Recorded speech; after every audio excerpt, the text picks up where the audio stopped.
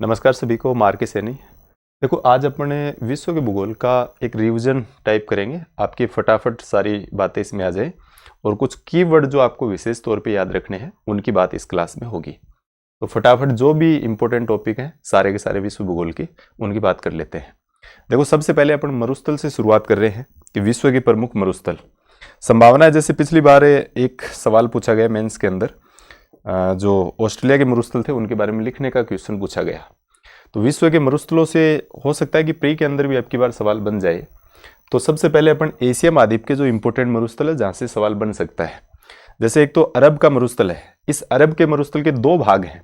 अब अरब का मरुस्थल जो है, इस मरुस्थल के दो पार्ट हैं। एक है इसको नेफद मरुस्थल और एक है रुब अल खाली। तो देखो, नेफद में एन आ रहा है और एस इसमें आ रहा है। तो ये नॉर्थ की साइड में, यानी अरब का मरुस्थल का जो उत्तरी भाग है वो नेफद मरुस्थल कहलाता है और अरब के मरुस्थल का जो दक्षिणी भाग है उसको बोलते हैं रुब अल खाली। तो रुब अल खाली या नेफद मरुस्थल का संबंध कहां से है, या फिर अरब के मरुस्थल का संबंध कहां से है? तो अरब कंट्री से। तो नेफद मरुस्थल याद रखोगे, रुब अल खाली याद रखोगे। एक देखो, ईरान के अंदर इंपोर्टेंट मरुस्थल है, एक दस्ते काबीर और एक दस्ते लूथ। तो दस्ते लूथ और दस्ते काबीर की बात करें तो आपको याद रखना ईरान के अंदर है। तो नेफद मरुस्थल और रब अल खाली का संबंध आपका अरब के मरुस्थल से है और दस्ते काबीर और दस्ते लूथ का संबंध जो है वो ईरान से है। इसके बाद में देखो, चीन के अंदर दो इंपॉर्टेंट मरुस्थल हैं, एक तकला मैदान या तकला मकान बोलते हैं इसको, और एक तारिम बेसिन है। तारिम बेसिन इंपॉर्टेंट है, इसको देख के जाना आप। तारिम बेसिन जो है वो चीन के अंदर है और तकला मैदान का संबंध भी कहां से है? चीन के अंदर है। ये काफी डरावना मरुस्थल माना जाता है, इसके अंदर बहुत तेज गति से हवाएं चलती हैं, उसके कारण ये काफी चर्चा में रहता है। तो तकला मैदान चीन से संबंधित है और तारिम बेसिन का संबंध भी कहां से है? चीन से है। एक देखो, ये मंगोलिया के अंदर गोबी का मरुस्थल है। इस गोबी के मरुस्थल की बात की जाए तो आप जानते हैं कि गोबी का मरुस्थल जो एशिया महाद्वीप है, इस एशिया महाद्वीप का सबसे बड़ा मरुस्थल है, एशिया का सबसे बड़ा मरुस्थल। अब एशिया में सबसे बड़ा मरुस्थल तो गोबी का मरुस्थल है, लेकिन एशिया में एक मरुस्थल है उसको थार का मरुस्थल बोलते हैं। तो थार का मरुस्थल जो जाना जाता है वो जैव विविधता के लिए जाना जाता है। यानी विश्व में सबसे ज्यादा जैव विविधता कौन से मरुस्थल में देखने को मिलती है? थार के मरुस्थल में देखने को मिलती है। या फिर सवाल ऐसे पूछ सकता है कि दुनिया में सबसे घना बसा हुआ मरुस्थल कौन सा है? तो थार का मरुस्थल है। लेकिन एशिया के सबसे बड़े मरुस्थल की बात करें तो कौन सा मरुस्थल है? गोबी का मरुस्थल है। मंगोलिया के अंदर है गोबी का मरुस्थल, एशिया महाद्वीप का सबसे बड़ा मरुस्थल है। और दुनिया में सबसे बड़ा मरुस्थल आप जानते हैं, दुनिया का सबसे बड़ा मरुस्थल जो है वो सारा मरुस्थल है। उत्तरी अफ्रीका महाद्वीप जो है, इस उत्तरी अफ्रीका महाद्वीप के 11 देशों में सारा मरुस्थल का विस्तार है। तो याद रखना, थार के मरुस्थल की जब भी बात आए तो भारत और पाकिस्तान में जो विस्तार है, जिसका भारत के 4 राज्यों में विस्तार है, ये थार का मरुस्थल दुनिया में सबसे ज्यादा बसा हुआ या दुनिया में सबसे ज्यादा जैव विविधता वाला मरुस्थल की बात करें तो थार मरुस्थल है। एशिया महाद्वीप के सबसे बड़े मरुस्थल की बात की जाए तो गोबी का मरुस्थल है। और विश्व के सबसे बड़े मरुस्थल की बात की जाए तो आपको याद रखना है कौन सा है? सारा मरुस्थल है। इसके अलावा आपने देखा तकला मैदान का संबंध और तारिम बेसिन का संबंध आप चीन से याद रखोगे। दस्ते लूथ और दस्ते काबीर का संबंध आप ईरान से याद रखोगे। अरब के मरुस्थल का जो उत्तरी भाग है उसको नेफद मरुस्थल बोलते हैं और इसका दक्षिणी भाग है उसको बोलते हैं रुब अल खाली के नाम से उसको जाना जाता है। इसके बाद में देखो, आगे बात करते हैं अपन, ये काजिलकुम मरुस्थल है। काजिलकुम मरुस्थल उज्बेकिस्तान और कजाकिस्तान के अंदर है। काजिलकुम मरुस्थल का संबंध कहां से है? उज्बेकिस्तान। देखो, इसमें भी जय आ रहा है, काजिल तो जय आ रहा है इसमें, तो उज्बेकिस्तान आप याद रखोगे, जैसे याद रखोगे, क्योंकि उज्बेकिस्तान और तुर्कमेनिस्तान इस टाइप से नाम आएंगे तो याद नहीं रहेगा। तो काजिल कुंभ में ऐसे याद रखना कि जय आ रहा है इसमें, तो उज्बेकिस्तान याद रखोगे। और इसमें भी जय आ रहा है कजाकिस्तान। तो देखो, जय और जय आ रहा है दोनों के अंदर। तो काजिल कुंभ कहां पे है? उज्बेकिस्तान और कहां पे? कजाकिस्तान के अंदर। और एक काराकुम मरुस्थल है। काराकुम मरुस्थल की बात की जाए तो तुर्कमेनिस्तान और किर्गिस्तान के अंदर है। इसमें देखो, 2 बार ये क आ रहा है, तो काराकुम क और रे आ रहा है। तो इसमें भी देखो रे आ रहा है ऊपर तुर्क और इसमें किर्ग। तो रे आ रहा है तो काराकुम मरुस्थल आप तुर्कमेनिस्तान और किर्गिस्तान के अंदर याद रखोगे। काजिलकुम मरुस्थल की बात की जाए तो उज्बेकिस्तान और कजाकिस्तान के अंदर याद रखोगे। तो इंपॉर्टेंट है, इनके बारे में सवाल आ सकते हैं कि काजिलकुम का संबंध कहां से है? उज्बेकिस्तान से और किससे है? कजाकिस्तान से है। काराकुम का संबंध की बात की जाए तो तुर्कमेनिस्तान और किर्गिस्तान से है। ठीक है, तो काराकुम कैसे याद रखोगे? रे आ रहा है देखो, इसमें भी तुर्क, इसमें भी किर्ग रे आ रहा है। काजिल, इसमें जे आ रहा है तो इसमें उज्बेकिस्तान, कजाकिस्तान। तो इस तरीके से आप इनको याद रखना, सवाल बन सकता है। लास्ट टाइम में आपको रिवीजन करके जाना है। प्राय तौर पे रिवीजन की क्लास है, इसमें हम बहुत ज़्यादा डिटेल में बात नहीं करेंगे, एक इम्पोर्टेंट सेगमेंट के रूप में बात करेंगे जहाँ से सवाल बन सकते हैं और एक बार आपका रिकॉल हो जाए दोबारा से सारी चीज़ें।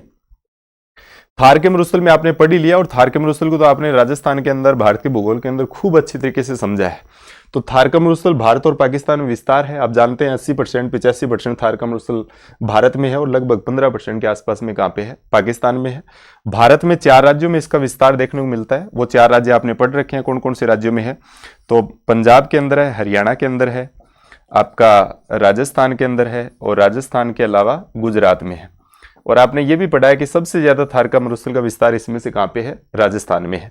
तो थार का मरुस्थल भारत के 4 राज्यों में है और थार का मरुस्थल जो है विश्व में सबसे ज्यादा घना बसा हुआ मरुस्थल भी इसको बोलते हैं, घना बसा हुआ मरुस्थल। और साथ में सर्वाधिक जैव विविधता वाला मरुस्थल भी इसको बोला जाता है, सर्वाधिक जैव विविधता। यानी दुनिया में सबसे ज्यादा जैव विविधता किसी मरुस्थल में देखने को मिलती है तो आपका कौन सा मरुस्थल है, थार मरुस्थल है, जिसका ज्यादातर विस्तार कहाँ पे है, भारत में है।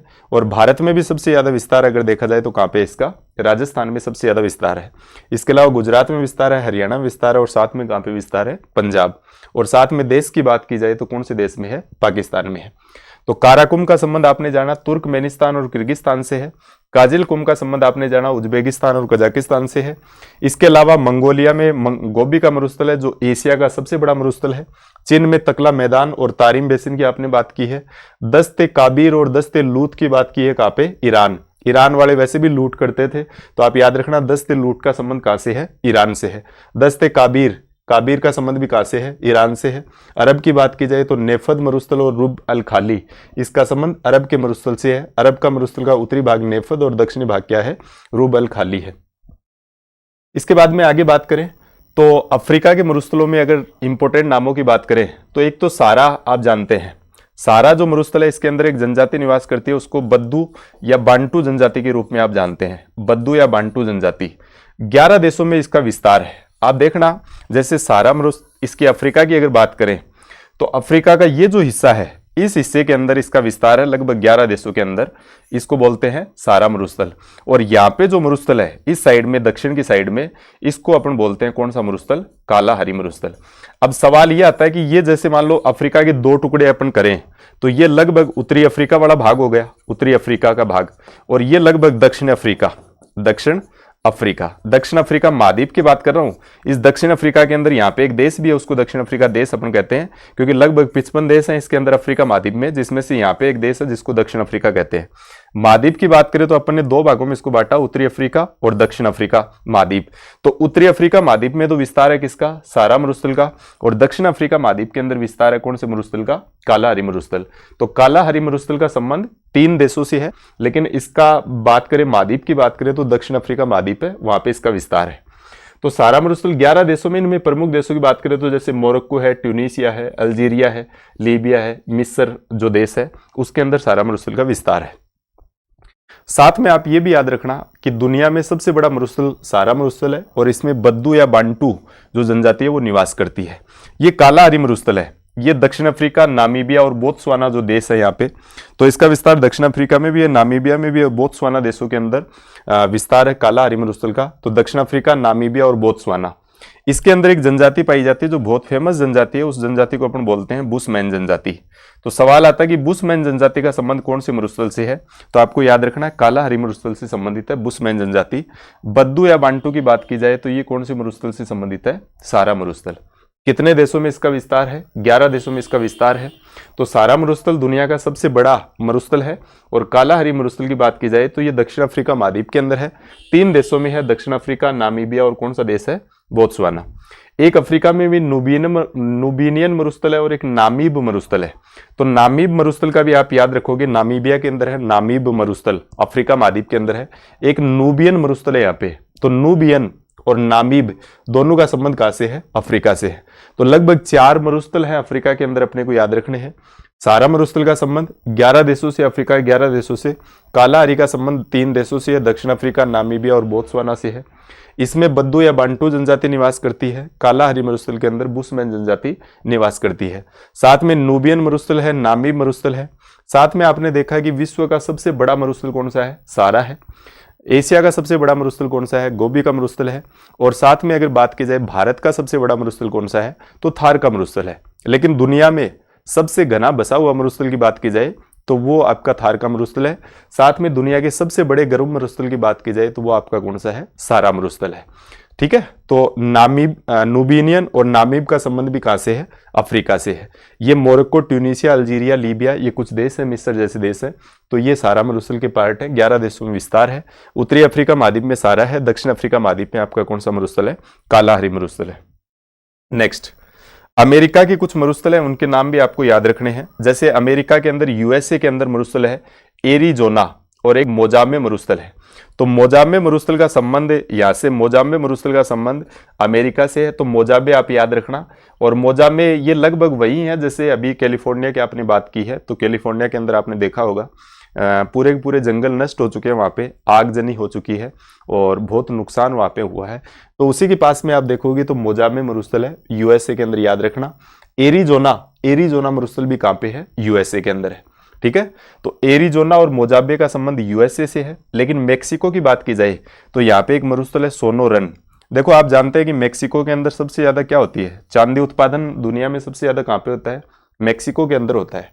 तो मेक्सिको में चांदी होती है, तो साथ में आप ये भी याद रखना, सोने की बात कर लेते हैं। हालांकि सोना होता नहीं है, सबसे ज्यादा सोना चाइना के अंदर होता है। लेकिन सोने की खानों की बात की जाए तो जोहान्सबर्ग जो खान अफ्रीका की, वो बहुत फेमस है। एक जमाना था कि दक्षिण अफ्रीका के अंदर सबसे ज्यादा सोना होता था, लेकिन वर्तमान की स्थितियां अलग हैं। वर्तमान में सबसे ज्यादा कहां पे होता है? चाइना के अंदर होता है। यहाँ पे याद रखने के लिए अपने याद रखना है कि मेक्सिको में चांदी होती है, तो चांदी के साथ में सोना याद रखोगे तो सोनोरन रेगिस्तान का संबंध आप मेक्सिको से करना है। तो सोनोरन रेगिस्तान कहां पे है? मेक्सिको में है। और साथ में चिहुआहुआ मरुस्थल, चिहुआहुआ कोई ज्यादा इंपॉर्टेंट नहीं है, आप याद रखो तो रख लेना, मेक्सिको के अंदर। लेकिन ये आपको जरूर याद रखना है कौन सा? सोनोरन। तो सोनोरन का संबंध कहां से है? मेक्सिको से है। मोजाम्बे का संबंध कहां से है? यूएसए से है। एरिजोना का संबंध कहां से है? यूएसए से है। तो यूएसए में देखो एरिजोना हो गया, मोजाम्बे हो गया, और साथ में कौन सा मरुस्थल हो गया? मेक्सिको का कौन सा हो गया? सोनोरन। ये उत्तरी अमेरिका महाद्वीप में आपको याद रखने हैं। इसके अलावा ये है आटाकामा मरुस्थल, ये चिल्ली के अंदर है। आप देखते हो जैसे ये दक्षिण अमेरिका महाद्वीप आप जब पढ़ते हैं तो दक्षिण अमेरिका महाद्वीप के अंदर आप जानते हैं कि दुनिया की सबसे लंबी पर्वतमाला है यहाँ पे, एंडीज पर्वतमाला उसको बोलते हैं। और इस एंडीज पर्वतमाला की बात करें, दुनिया में सबसे लंबी पर्वतमाला है। इस एंडीज पर्वतमाला के पीछे की साइड में यहाँ पे एक मरुस्थल है, इस मरुस्थल को बोलते हैं आटाकामा। इस आटाकामा में 2-3 बातें आपको खास याद रखनी है। एक तो इसका देश की बात की जाए तो आप याद रखना चिल्ली के अंदर है। चिल्ली की राजधानी आप जानते हो सेंटियागो है। चिल्ली की राजधानी क्या है? सेंटियागो। इस चिल्ली के अंदर इसका मरुस्थल का विस्तार है, आटाकामा मरुस्थल। और इसमें आप याद रखना दुनिया का सबसे शुष्क मरुस्थल माना जाता है। शुष्क मरुस्थल, दुनिया का सबसे गर्म मरुस्थल तो सारा है सबसे बड़ा, लेकिन दुनिया में सबसे बड़ा शुष्क मरुस्थल की अगर बात की जाए या दुनिया में सबसे शुष्क मरुस्थल की बात की जाए तो आपको याद रखना है कौन सा? आटाकामा मरुस्थल है, जो कहां पे है? चिल्ली के अंदर है। चिल्ली आप जानते हैं कि चिल्ली तांबा उत्पादन के लिए भी प्रसिद्ध है। विश्व में सबसे ज्यादा तांबे की बात की जाए तो वो कहां पे होता है? चिल्ली के अंदर ही होता है। साथ में यहाँ पे नाइट्रेट के भंडार भी है। नाइट्रेट, तो नाइट्रेट का संबंध है, तांबा का संबंध है, ये सब संबंध किससे है? चिल्ली से है। और चिल्ली में एक मरुस्थल है जो एंडीज पर्वतमाला के इस साइड में पड़ता है। तो आटाकामा मरुस्थल दुनिया में सबसे ज्यादा देखा जाए तो शुष्कता के मामले में दुनिया में ये स्थान रखता है। तो दुनिया में सबसे शुष्क मरुस्थल आटाकामा दक्षिण अमेरिका महाद्वीप में है, चिल्ली देश के अंदर है। चिल्ली की बात की जाए तो तांबा में प्रमुख नाम आता है। साथ में नाइट्रेट की बात की जाए तो नाइट्रेट के मामले में चिल्ली का नाम आता है। एक पेंटोगोनिया मरुस्थल है, तो पेंटोगोनिया अर्जेंटीना। ऐसे याद रख लेना कि पेंट की कई बार अपने को अर्जेंट में जरूरत पड़ जाती है। तो पेंटोगोनिया मरुस्थल का संबंध कहां से है? अर्जेंटीना से है। तो अर्जेंटीना में कौन सा मरुस्थल हो गया? पेंटोगोनिया मरुस्थल हो गया। तो पेंटोगोनिया भी इंपॉर्टेंट है, अर्जेंटीना का है। साथ में आटाकामा जो इंपॉर्टेंट है कहां का है? चिल्ली का है। दोनों मरुस्थल इंपॉर्टेंट है। तो देखो आपने ये पढ़ा है, दुनिया में सबसे बड़ा तो हो गया सारा, दुनिया में सबसे बड़ा सारा हो गया। और एशिया का सबसे बड़ा कौन सा मरुस्थल हो गया? गोबी का मरुस्थल। और भारत का सबसे बड़ा मरुस्थल हो गया थार का मरुस्थल। साथ में जैव विविधता में भी अगर देखा जाए तो स्थान के रूप में थार का मरुस्थल है।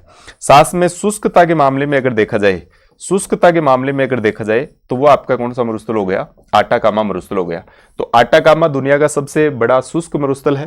थार मरुस्थल की बात की जाए, थार मरुस्थल भारत का सबसे बड़ा मरुस्थल है, जैव विविधता के लिए प्रसिद्ध है। और साथ में घना बसा हुआ मरुस्थल की बात की जाए, थार मरुस्थल है।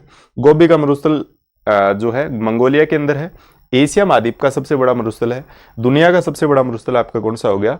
सारा मरुस्थल हो गया। ऑस्ट्रेलिया के मरुस्थलों में पिछली बार मेंस से सवाल आया था, और मेंस में ऑस्ट्रेलिया के जो मरुस्थल थे, इंपॉर्टेंट नाम उनके बारे में लिखने के लिए पूछा गया था। संभावना कम है अब की बार यहाँ से पूछने की, लेकिन फिर भी आपको याद रखना है कौन कौन से मरुस्थल हैं। एक ग्रेट विक्टोरिया मरुस्थल है, तो ग्रेट विक्टोरिया का संबंध आप याद रखोगे ऑस्ट्रेलिया से है। अब देखो ग्रेट विक्टोरिया की बात हो रही है, अब ग्रेट विक्टोरिया की बात हो रही है तो यहाँ पे देखो ग्रेट सैंडी भी है, तो ग्रेट विक्टोरिया, ग्रेट सैंडी, तो ग्रेट सैंडी, ग्रेट विक्टोरिया, और विक्टोरिया यानी ग्रेट बात हो रही है, यानी स्टैंडर्ड की बात हो रही है, तो स्टुअर्ट मरुस्थल है। नामी बात हो रही है, बहुत स्टैंडर्ड की बात कर रहे हैं, नामी बात कर रहे हैं अपन, तो तनामी मरुस्थल याद रखना, स्टुअर्ट मरुस्थल याद रखना, सिम्पसन एक याद रखना, एक गिब्सन याद रखना, सैंडी मरुस्थल और ग्रेट विक्टोरिया मरुस्थल। ये सारे के सारे मरुस्थल हैं, ये आपको कहाँ पे देखने को मिलेंगे? ऑस्ट्रेलिया में देखने को मिलेंगे। तो great Victoria, great Sandy, Gibson मरुस्थल, सिम्पसन मरुस्थल, स्टुअर्ट मरुस्थल और तनामी मरुस्थल, ये लगभग 5-6 नाम हैं जो आपको याद रखने हैं कहाँ पे? ऑस्ट्रेलिया के अंदर। ये प्रमुख ऑस्ट्रेलिया के मरुस्थल हो गए। ये अपनी रिवीजन क्लास है, इसलिए बहुत अपन धीरे धीरे बात इसमें नहीं करेंगे, आपको फटाफट रिवीजन कर लेना है। ये देखो आपके जो टॉपिक दे रखा है जलवायु परिवर्तन से संबंधित, और आपके जो डेजर्टिफिकेशन से, मरुस्थलीकरण से संबंधित जो मुद्दे डाल रखे हैं, तो उनसे संबंधित अपने कुछ सम्मेलन लिए हैं। ये सम्मेलन आपको याद रखने हैं। आप जानते हैं कि 1992 में पृथ्वी सम्मेलन हुआ था 1992 के अंदर, और उसके बाद से अगर देखा जाए तो ये प्रोग्राम आयोजित किए जाते हैं समय समय के ऊपर, कॉन्फ्रेंस आयोजित की जाती है। 1995 के अंदर देखो UNFCC, United nation framework convention climate change, conventional climate change. आप जानते हैं कि 1995 में पहला सम्मेलन हुआ था बर्लिन के अंदर, इससे क्लाइमेट चेंज से संबंधित, क्योंकि लगातार जो अपना पर्यावरण है उसके अंदर बहुत सारा चेंज आ रहा है। मरुस्थल की बात करें तो मरुस्थलों के अंदर आपको चेंज देखने को मिल रहा है, मरुस्थल लगातार प्रसार कर रहे हैं। और साथ में जैव विविधता को देखा जाए तो जैव विविधता में भी बहुत सारा परिवर्तन आपको देखने को मिला। तो दुनिया की नजरें गई, 1992 के अंदर एक सम्मेलन बुलाया गया, और सम्मेलन में ये तय किया गया कि हमें इन सब चीज़ों पर काम करना चाहिए। तो 1992 के अंदर रियो सम्मेलन हुआ, इसको पृथ्वी सम्मेलन के नाम से भी अपन जानते हैं। और उसके बाद से यहाँ पे तय किया गया कि हम समय समय पे हर साल इन सब चीज़ों के बारे में बात करेंगे। हम जलवायु परिवर्तन के बारे में बात करेंगे, हम मरुस्थल से संबंधित भी बात करेंगे, और हम जलवायु जैव विविधता से संबंधित भी बात करेंगे। हर साल हम एक जो पार्टी है उसका आयोजन करेंगे, और उसके अंदर तय करेंगे कि हमें नए कौन से कदम उठाने चाहिए, कौन सा काम अपने को करना चाहिए। तो 1995 से ये UNFCC ये आयोजित किया जा रहा है, यानी United nation framework convention climate change से संबंधित ये प्रोग्राम आयोजित किया जा रहा है। इसकी हर साल ये कोप आयोजित होते हैं, कॉन्फ्रेंस ऑफ पार्टी, ये कोप आयोजित होते हैं। तो इन कोप का विशेष तौर पे आपको ध्यान रखना है कि कौन सा कोप वर्तमान में हुआ है। अभी जो कोप आयोजन हुआ है, पहला कोप का आयोजन हुआ था 1995 के अंदर, कहाँ पे? बर्लिन के अंदर। तो पहला कोप का आयोजन हुआ बर्लिन के अंदर। बाद में 2015 के अंदर तो आप जानते हैं कि पेरिस समझौता हुआ था, एजेंडा 21 का संबंध वहां से है, और उसमें कई सारी चीजों की बात की गई। तो एजेंडा 21 संबंधित है, पेरिस समझौता एक इंपॉर्टेंट है। एक ये बर्लिन के अंदर पहला आयोजित हुआ। लेकिन आपको लेटेस्ट वाला जरूर याद रख लेना है कि कोप 29 ये अभी 22 से 24 नवंबर 2024 को हुआ, और ये बाकू अजरबैजान के अंदर आयोजित किया गया। तो लेटेस्ट वाला जो कोप है वो कौन से नंबर का था, एक तो ये याद रखना है। तो 29 का नंबर है, बाकू अजरबैजान के अंदर हुआ है, नवंबर माह के अंदर हुआ है 2024 के अंदर। और यही जो कोप 30 है, कोप 30 नंबर का 2025 में जो होगा वो कहाँ पे आयोजित होगा? ब्राजील के अंदर होगा। तो एक तो स्थान आपको याद रखने हैं कि बाकू अजरबैजान के अंदर कोप 29 का आयोजन हुआ है नवंबर 2024 के अंदर। साथ में आपको ये याद रखना है कि कोप 30 की बात की जाए तो ये ब्राजील में आयोजित होगा 2025 के अंदर, ब्राजील के अंदर। ठीक है, और पहला कहाँ पे हुआ था? 1995 के अंदर बर्लिन के अंदर हुआ। इसकी थीम क्या रखी गई? सभी के लिए रहने योग्य ग्रह में निवेश। जो भी ये हमारा जो प्लेनेट है ये रहने योग्य बनाया जाए, तो इसके लिए हर संभव वो प्रयास किया जाए, हर देश के द्वारा, जो भी इसमें जुड़ा हुआ है उनके द्वारा। एक ये डेजर्टिफिकेशन से संबंधित होता है, यूएनसीसीडी इसको बोलते हैं, United Nation convention to combat desertification. तो डेजर्टिफिकेशन मरुस्थलीकरण से संबंधित होता है, ये जलवायु परिवर्तन से संबंधित है, ये कोप जो होता है मरुस्थलीकरण से संबंधित है, और ये जो कोप है ये बायोडाइवर्सिटी से संबंधित है, इसको बोलते हैं यूएनसीबीडी। तो यूएनसीबीडी बायो डाइवर्सिटी से संबंधित, यूएनसीसीडी तो ये कॉम्बैट डेजर्टिफिकेशन से संबंधित है, और ये आपका यूसीसीसी की बात की जाए तो ये क्लाइमेट चेंज से संबंधित है, कन्वेंशन क्लाइमेट चेंज से संबंधित है। तो क्लाइमेट चेंज वाला कौन से नंबर का है? 29वां। कहाँ पे? 2024 में। कब? बाकू अजरबैजान में हुआ। कब हुआ? 22 से 24 नवंबर 2024 को हुआ। कोप 30 जो है वो कहाँ पे होगा? ब्राजील में होगा। कब होगा? 2025 में होगा। क्या है इसमें? सभी के लिए रहने योग्य ग्रह में निवेश, इसकी थीम है। अब यूएनसीसीडी जो कोप है इसके लिए भी कोप आयोजित होता है, मरुस्थलीकरण से संबंधित भी कोप का आयोजन किया जाता है। अब मरुस्थलीकरण से संबंधित कोप की बात की जाए तो 16 नंबर का है, जलवायु परिवर्तन से संबंधित बात की जाए तो 29वें नंबर का है, और साथ में बायोडाइवर्सिटी से संबंधित कोप की बात की जाए तो ये भी आपको याद रखना है, 16वें नंबर का है। अब ये कहां पे हुआ? तो कोप 16 जो यूएनसीसीडी का है ये आपका हुआ था सऊदी अरब के अंदर। सऊदी अरब तो सऊदी अरब आपको याद रखना है, दिसंबर 2024 में हुआ सऊदी अरब के अंदर, और इसकी थीम रखी गई थी हमारी भूमि हमारा भविष्य। हमारी भूमि हमारा भविष्य है, इस टाइप की थीम रखी गई। दिसंबर 2024 में सऊदी अरब में इस कोप का आयोजन हुआ। कोप कौन से नंबर का था? तो कोप 16 था। साथ में ये बायो डाइवर्सिटी से संबंधित, जैव विविधता संबंधित जो कोप है ये भी 16वें नंबर का है। अक्टूबर 2024 में इसका आयोजन हुआ केली कोलंबिया के अंदर, दक्षिण अमेरिका के अंदर केली कोलंबिया के अंदर इसका क्या हुआ था? आयोजन हुआ था। इसकी थीम थी प्रकृति के साथ शांति, और 2030 तक जो भी नुकसान हो रहे हैं बायो डाइवर्सिटी से संबंधित उन नुकसानों को रोकना इसका प्रमुख उद्देश्य रखा गया। तो प्रकृति के साथ शांति, बायोडाइवर्सिटी का जो सम्मेलन था इसकी थीम थी प्रकृति के साथ शांति। केली कोलंबिया के अंदर आयोजन हुआ, अक्टूबर 2024 में आयोजन हुआ। तो बायोडाइवर्सिटी संबंधित कोप जो 16 है वो केली कोलंबिया में आयोजित हुआ। डिजर्टिफिकेशन से संबंधित कोप 16 जो है वो सऊदी अरब में आयोजित हुआ, और क्लाइमेट चेंज से संबंधित जो है वो 29वां है, ये बाकू अजरबैजान में आयोजित हुआ। अगला जो कोप होगा वो कहाँ पे होगा? ब्राजील के अंदर होगा। तो ये कुछ कोप सम्मेलन है। आपने मरुस्थलीकरण दे रखा है, जो पर्यावरण से संबंधित जो भी चेंज हो रहे हैं उनसे संबंधित बात की गई है। तो ये सारे के सारे सम्मेलन हैं जो क्लाइमेट चेंज से संबंधित भी आयोजन किया जाता है, डेजर्टिफिकेशन से संबंधित भी आयोजन किया जाता है, और साथ में बायोडाइवर्सिटी से संबंधित भी इनका आयोजन किया जाता है। तो ये प्रमुख कोप हैं, इन कोप के आप फोटो ले सकते हैं। तो आप इनको जरूर याद रखना कि कौन सा कोप कहाँ पे आयोजित हुआ। तो ये सारे के सारे कोप हैं आपके सामने। कोप 29 है, कोप 16 है, कोप 16 है। तो ये सऊदी अरब में हुआ डिजर्टिफिकेशन वाला, और ये आपका बाकू अजरबैजान में हुआ, और वो केली कोलंबिया के अंदर आयोजित हुआ। ठीक है, नेक्स्ट चलते हैं अपन। अब ये कुछ पठार हैं जिनके बारे में आपको देखना है। प्रमुख पठारों की बात की जाए तो एशिया के अंदर कौन कौन से पठार हैं? अब यहाँ पे पठार पर्वत बहुत सारे हैं, लेकिन आप कुछ इंपोर्टेंट नाम भी याद रख लेते हैं तो शायद काम चल जाएगा। ठीक है, तो कुछ इंपोर्टेंट नाम आपको याद रखने हैं। जैसे एक पोटिंग का पठार, पोटिंग पर्वत है, एक टोरस पर्वत है। इस पोटिंग और टोरस के बीच में एक पठार है, उसको बोलते हैं अनातोलिया का पठार। इनका संबंध तुर्की से है, तो तुर्की के अंदर है अनातोलिया का पठार। अब आपसे पूछ ले कि अनातोलिया का पठार का संबंध कहाँ से है, तो अनातोलिया का पठार जो पड़ता है वो तुर्की में पड़ता है। तो पोटिंग और टोरस इनके बीच में अनातोलिया का पठार है। एक देखो यहाँ पे ये एल्ब्रूज श्रेणी है, और ये आपकी जैग्रोस श्रेणी है। तो जैग्रोस श्रेणी का संबंध कहाँ से है? ईरान से है, और एक ये एल्ब्रूज श्रेणी है, इन दोनों के बीच में ईरान का पठार है। तो ईरान का पठार कौन कौन सी पर्वतों के बीच में है? तो आपको याद रखना जैग्रोस और साथ में एल्ब्रूज। एल्ब्रूज और जैग्रोस के बीच में ईरान में कौन सा पठार है? ईरान का पठार है। तो जैग्रोस पर्वत कहाँ पे है? ईरान में है। टोरस पर्वत कहाँ पे है? आपका तुर्की में है। पोटिंग कहाँ पे है? तुर्की के अंदर।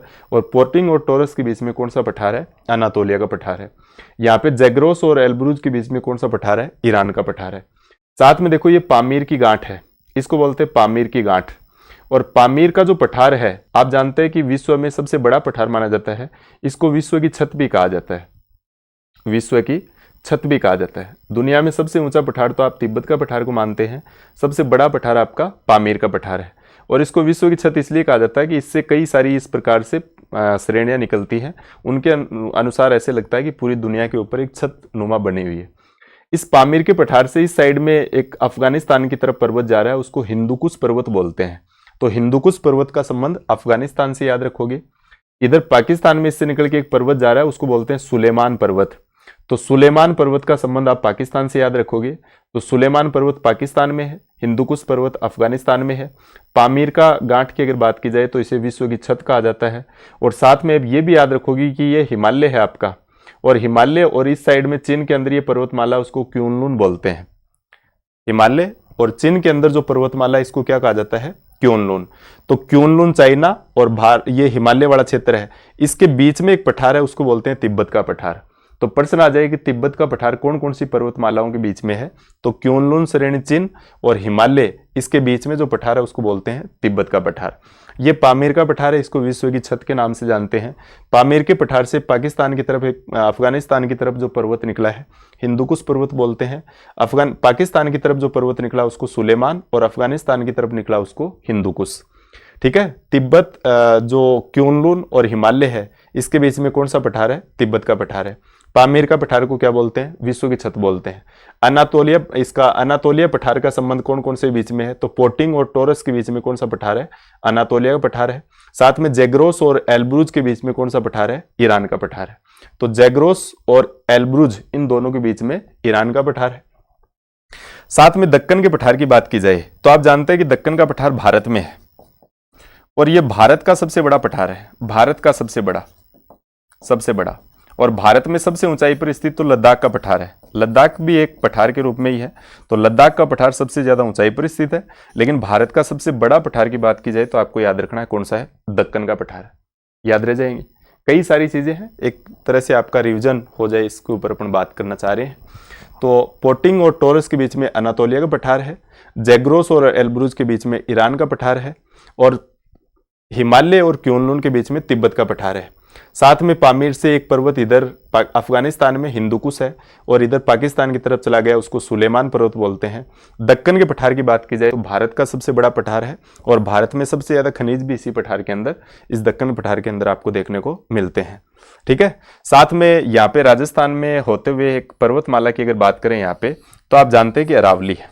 अरावली और अरावली के साथ साथ में ये हिमालय है। आप जानते हैं कि विश्व की सबसे ऊंची पर्वतमाला हिमालय है। विश्व की सबसे ऊंची पर्वतमाला, सबसे ऊंची। और साथ में आप ये भी जानते हैं कि विश्व में सबसे नवीनतम पर्वतमाला की जब भी बात की जाए तो नवीनतम पर्वतमाला भी आपकी हिमालय है, और सबसे ऊंची पर्वतमाला भी कौन सी है? हिमालय है। लेकिन आपसे पूछ लिया जाए कि सबसे प्राचीन, तो सबसे प्राचीन आप पढ़ते हैं कौन सा? अरावली। और अरावली की बात की जाए तो इसका निर्माण जो हुआ था आप जानते हैं प्री कैम्ब्रियन काल के अंदर इसका निर्माण हुआ था। दुनिया की सबसे प्राचीन वलित पर्वतमाला के रूप में अरावली दिखाई देती है, लेकिन वर्तमान में अगर बात की जाए तो ये वर्तमान में एक अवशिष्ट पर्वत के रूप में आपको दिखाई देता है, क्योंकि अरावली लगातार क्या हो रही है?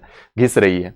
ठीक है। उसके ऊपर अपक्ष या अपर्दन की क्रियाएं लगातार काम कर रही हैं, उस वजह से अरावली छोटी होती जा रही है।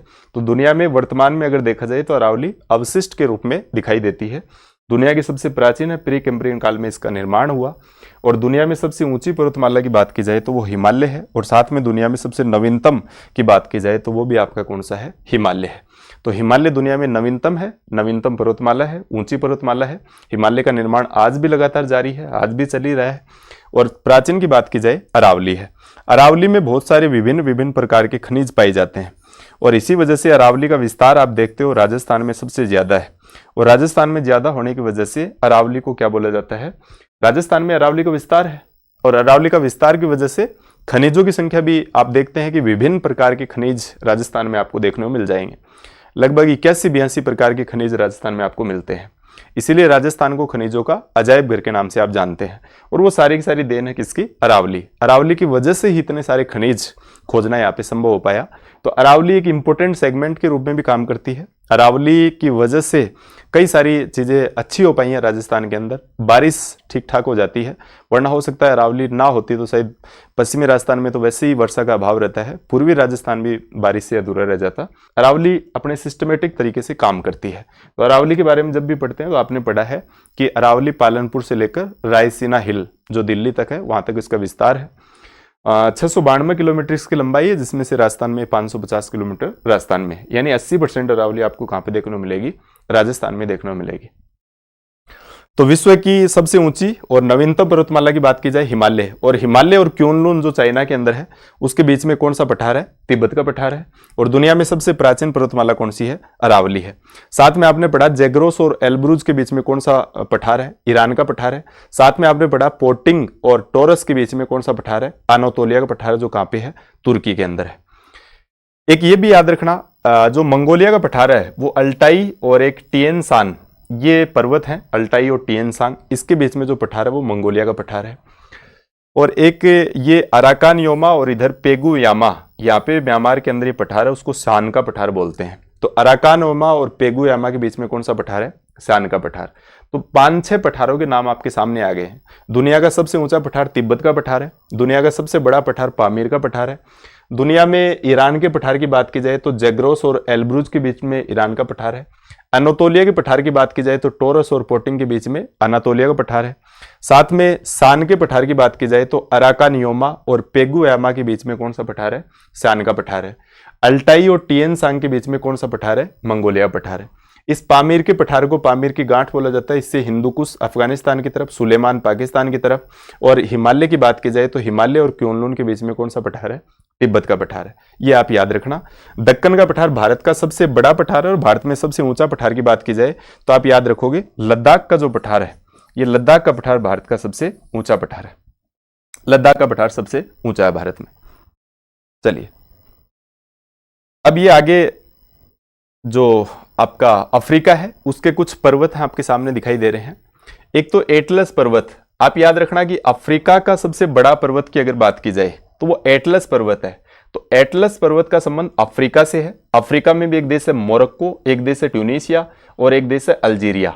तो मोरक्को, ट्यूनीशिया, अल्जीरिया देशों के अंदर इसका विस्तार है, नाम है एटलस पर्वत। तो एटलस पर्वत के बारे में जब भी पूछा जाए तो आपको बताना कि एटलस पर्वत का संबंध अफ्रीका महाद्वीप से है, और अफ्रीका महाद्वीप में भी मोरक्को है, ट्यूनीशिया, अल्जीरिया है, इन देशों के अंदर इसका विस्तार है। साथ में ये कटंगा का पठार है। तो कटंगा पठार का संबंध आप याद रखना अफ्रीका से है। सीधा सीधा एग्जाम में पूछ सकते हैं कटंगा पठार कहां पे है, अफ्रीका के अंदर है। ये अबिसीनिया का पठार है। अबिसीनिया का जो पठार है ये आप याद रखना, ये भी अबिसीनिया का पठार अफ्रीका के अंदर है। जैसे सोमालिया, जिबूती, ये देशों के नाम सुने होंगे आपने।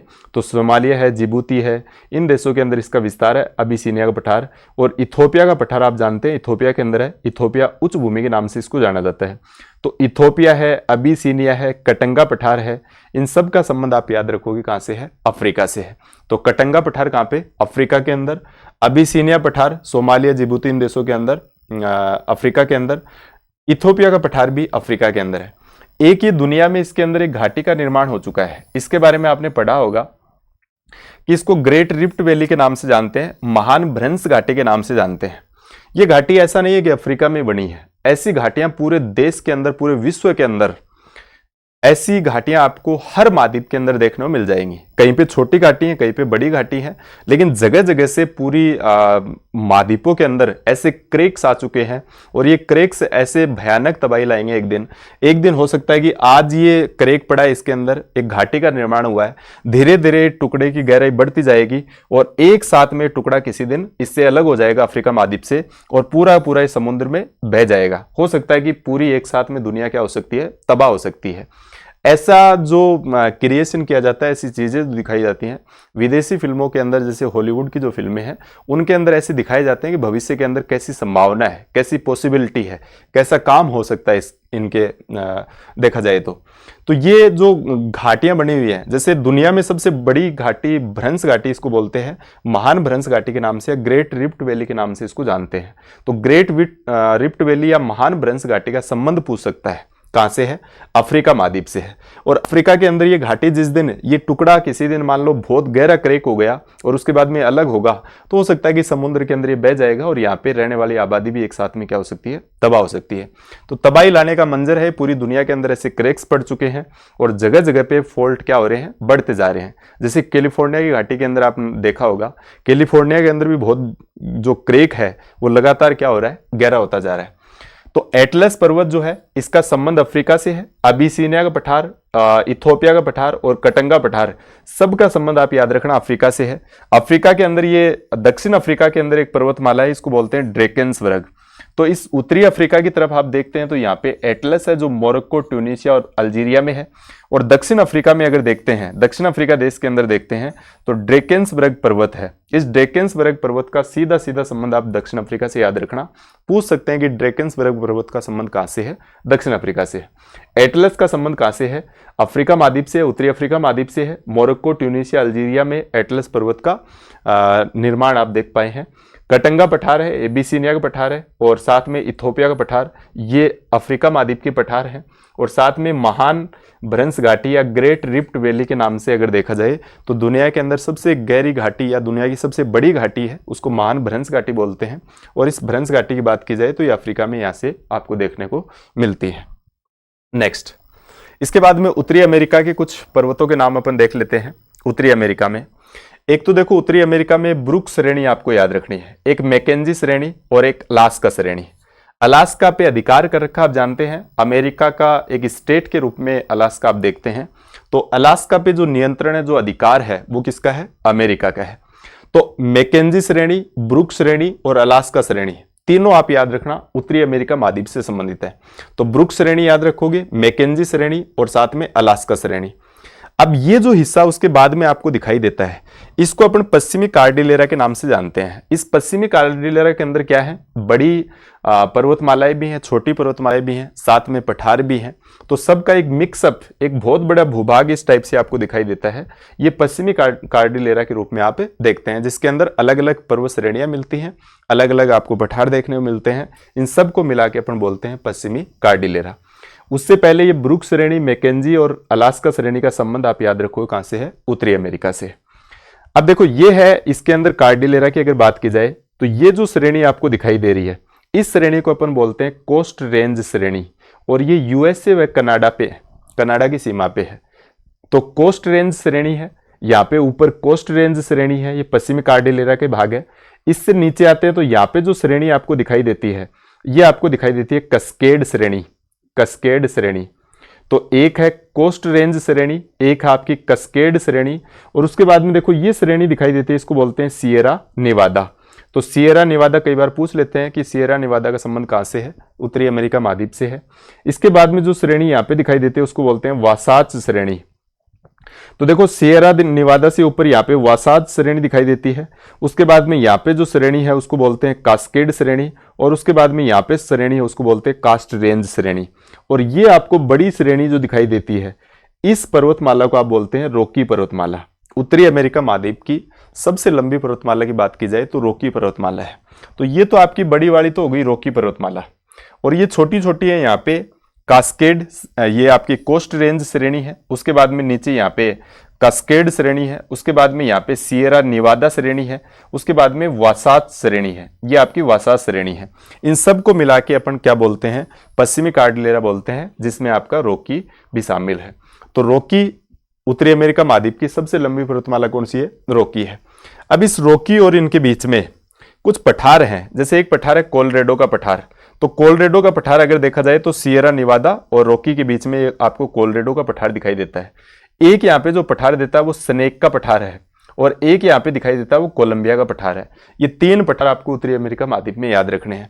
कोलंबिया का पठार, स्नेक का पठार और साथ में ये आपका कोलोराडो का पठार, स्नेक का पठार और कोलंबिया पठार।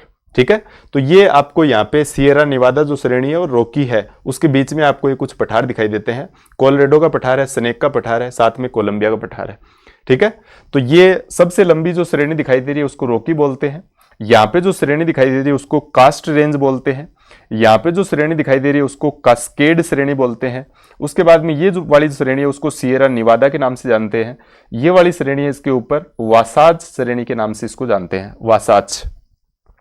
और इनके बीच में जो पठार हैं उनमें कोलोराडो का पठार, सनेक का पठार और साथ में कोलंबिया का पठार है। तो कोलंबिया पठार, सनेक पठार और साथ में कोलोराडो पठार का संबंध कहां से है? उत्तरी अमेरिका से है। इससे ऊपर आपने ब्रुक श्रेणी, मैकेंजी श्रेणी और अलास्का श्रेणी। अलास्का श्रेणी उत्तरी अमेरिका से संबंधित है, मैकेंजी है, ब्रुक श्रेणी है, सबका संबंध कहां से है? मैक्सिको से, ये आपका उत्तरी अमेरिका से। उसके बाद में देखो एक ये पर्वतमाला, इसको बोलते हैं अपलेशियन पर्वतमाला। ये अपलेशियन पर्वतमाला लगभग अरावली के बाद में, इसका कुछ समय बाद में प्री कैम्ब्रियन काल में ही इसका निर्माण हुआ अपलेशियन। तो अपलेशियन और अरावली की लगभग अपन तुलना कर सकते हैं कि अपलेशियन का जब निर्माण हुआ उसी टाइम से थोड़े पहले निर्माण हुआ था किसका? आपका अरावली का निर्माण हुआ था। तो अपलेशियन पर्वतमाला का संबंध कहां से है? उत्तरी अमेरिका से है। रॉकी पर्वतमाला का संबंध कहां से है? उत्तरी अमेरिका से है। साथ में एक ये लोरेशिया का पठार है यहाँ पे कनाडा के अंदर। ये लोरेशिया का पठार भी आप याद रखोगे कौन से देश के अंदर है? कनाडा के अंदर है लोरेशिया पठार। तो लोरेशिया पठार का संबंध कहां से है? कनाडा से। तो ब्रुक श्रेणी, मैकेंजी श्रेणी, अलास्का श्रेणी उत्तरी अमेरिका, साथ में कोस्ट रेंज श्रेणी और साथ में आपकी कस्केड श्रेणी सियरा निवादा और ये वासाज, साथ में रॉकी और साथ में तीन आपके पठार हैं, कोलोराडो का पठार, सनेक का पठार, कोलंबिया का पठार। लोरेशिया पठार का संबंध कनाडा से है। अपलेशियन पर्वतमाला जो है लगभग अरावली के समानांतर इसको मानते हैं। अरावली का जिस समय निर्माण हुआ उसी युग के अंदर प्री कैम्ब्रियन काल में इसका भी निर्माण हुआ। एक ये ओजाक का पठार है, ये मेक्सिको के पास में है, मेक्सिको खाड़ी के पास में ओजार्क पठार। तो ओजार्क पठार जो है इसका संबंध भी उत्तरी अमेरिका से याद रखना। एक देखो इंपॉर्टेंट ये मेक्सिको का पठार है। मेक्सिको के पठार की अगर बात की जाए तो देखो इसके इस तरफ एक श्रेणी है उसको बोलते हैं सियरा माद्रे ऑक्सीडेंटल। इसके इस साइड में मेक्सिको के पठार में एक श्रेणी है उसको सियरा माद्रे ऑक्सीडेंटल बोलते हैं और इसके इस साइड में देखा जाए तो सियरा माद्रे ओरिएंटल। तो सियरा माद्रे ओरिएंटल और सियरा माद्रे ऑक्सीडेंटल। तो ऑक्सीडेंटल और ओरिएंटल के बीच में पठार है उसको बोलते हैं मेक्सिको का पठार। तो पूछ ले कि मेक्सिको का पठार कौन कौन सी पर्वतों के बीच में है?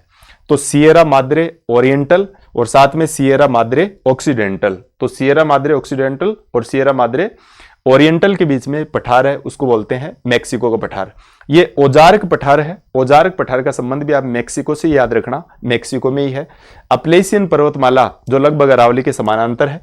लोरेशिया पठार का संबंध कहां से है? कनाडा से है। कोलोराडो पठार, स्नेक का पठार और कोलंबिया पठार का संबंध कहां से है? उत्तरी अमेरिका महाद्वीप से है। कोस्ट रेंज श्रेणी का संबंध कहां से है? उत्तरी अमेरिका से। कस्केड श्रेणी कहां पे है? उत्तरी अमेरिका में। सियरा निवादा, वासाज श्रेणी सबका संबंध अमेरिका से है।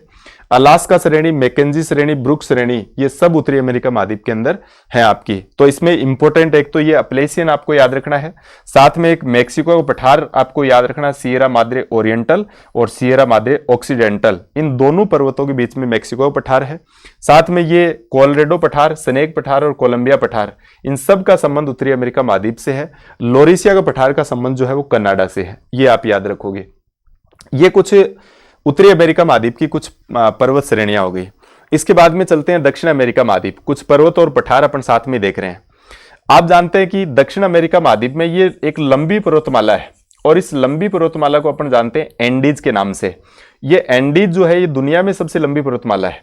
भाई लंबी पर्वतमालाओं की अगर बात करें तो देखो एंडीज तो दुनिया में सबसे लंबी है। एंडीज के बाद में अगर सबसे लंबी है तो वो आपकी कौन सी है? रॉकी है। और रॉकी के बाद में सबसे लंबी पर्वतमाला के रूप में आप किसको देखते हैं? हिमालय को देखते हैं। उसके बाद में आप ऑस्ट्रेलिया के अंदर ग्रेट डिवाइडिंग रेंज है, ग्रेट डिवाइडिंग रेंज। ये लंबी लंबी पर्वतमालाएं हैं पूरी दुनिया के अंदर। तो एंडीज पर्वतमाला दुनिया में सबसे लंबी पर्वतमाला है। रॉकी पर्वतमाला जो है वो दूसरे नंबर की सबसे लंबी पर्वतमाला है। हिमालय जो है वो तीसरे नंबर की सबसे लंबी पर्वतमाला है। और ग्रेट डिवाइडिंग रेंज की बात की जाए ऑस्ट्रेलिया के अंदर, ये चौथे नंबर की सबसे लंबी पर्वतमाला है।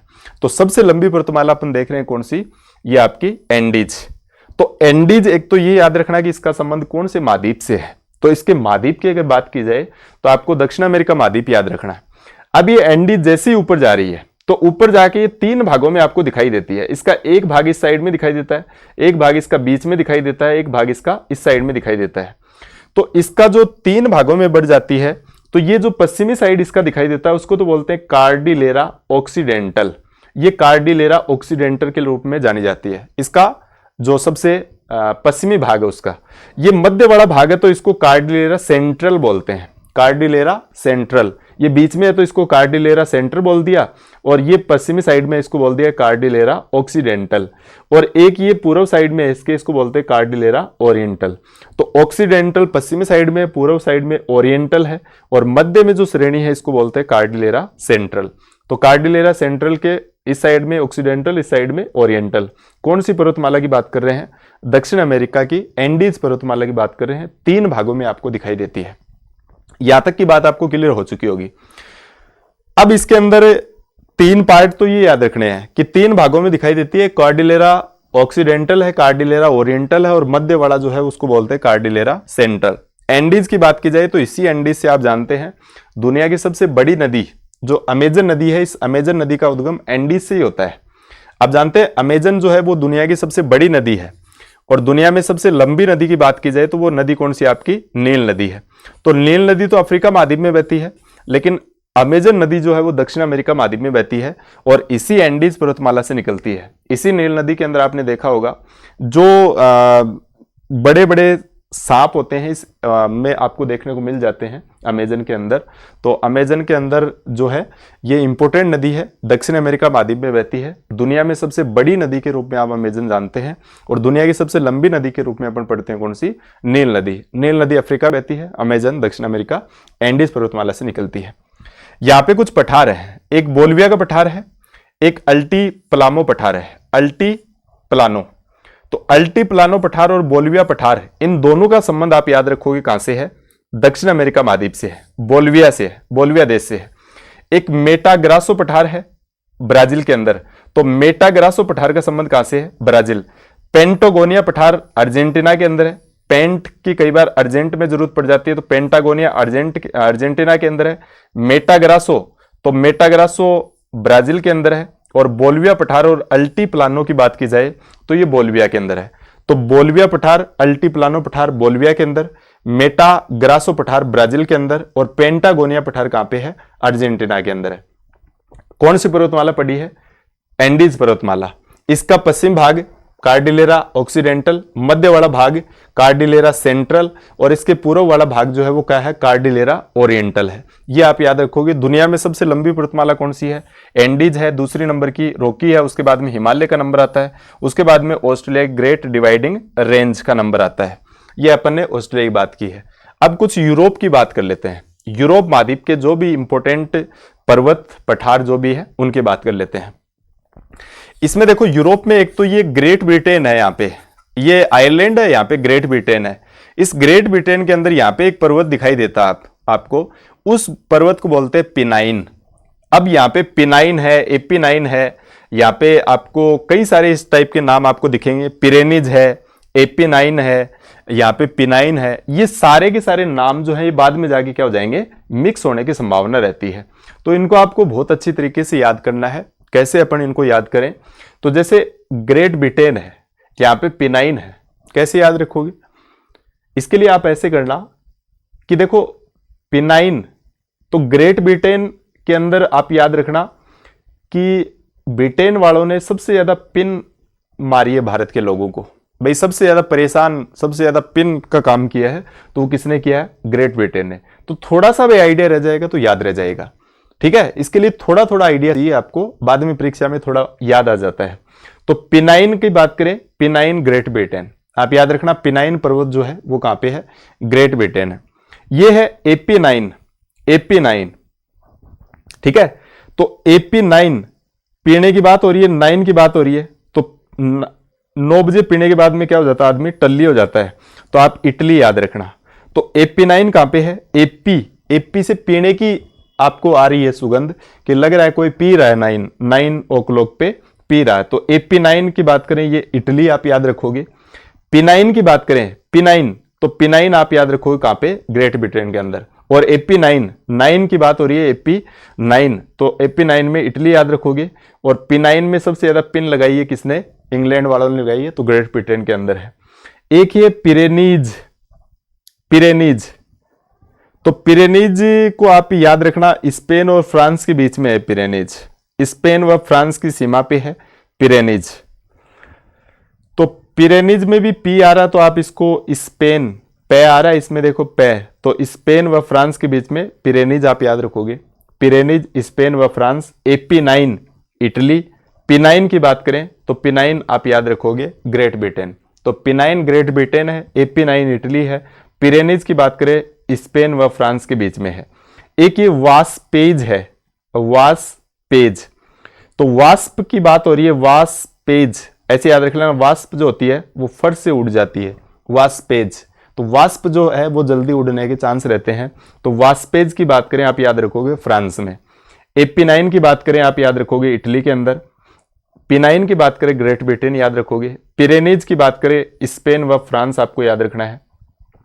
एक ये देखो आल्पस, एक आप याद रखना, देखो अलास्का तो आप पढ़ के आए हो कहां पे, अलास्का, अलास्का तो आप पढ़ के आए हो उत्तरी अमेरिका के अंदर, अलास्का उत्तरी अमेरिका, ये कई बार दोनों सवाल बन जाते हैं। और ये है आल्पस, तो आल्पस आप कहां पे पढ़ रहे हो, यूरोप के अंदर, फ्रांस और स्विट्जरलैंड के अंदर है आल्पस।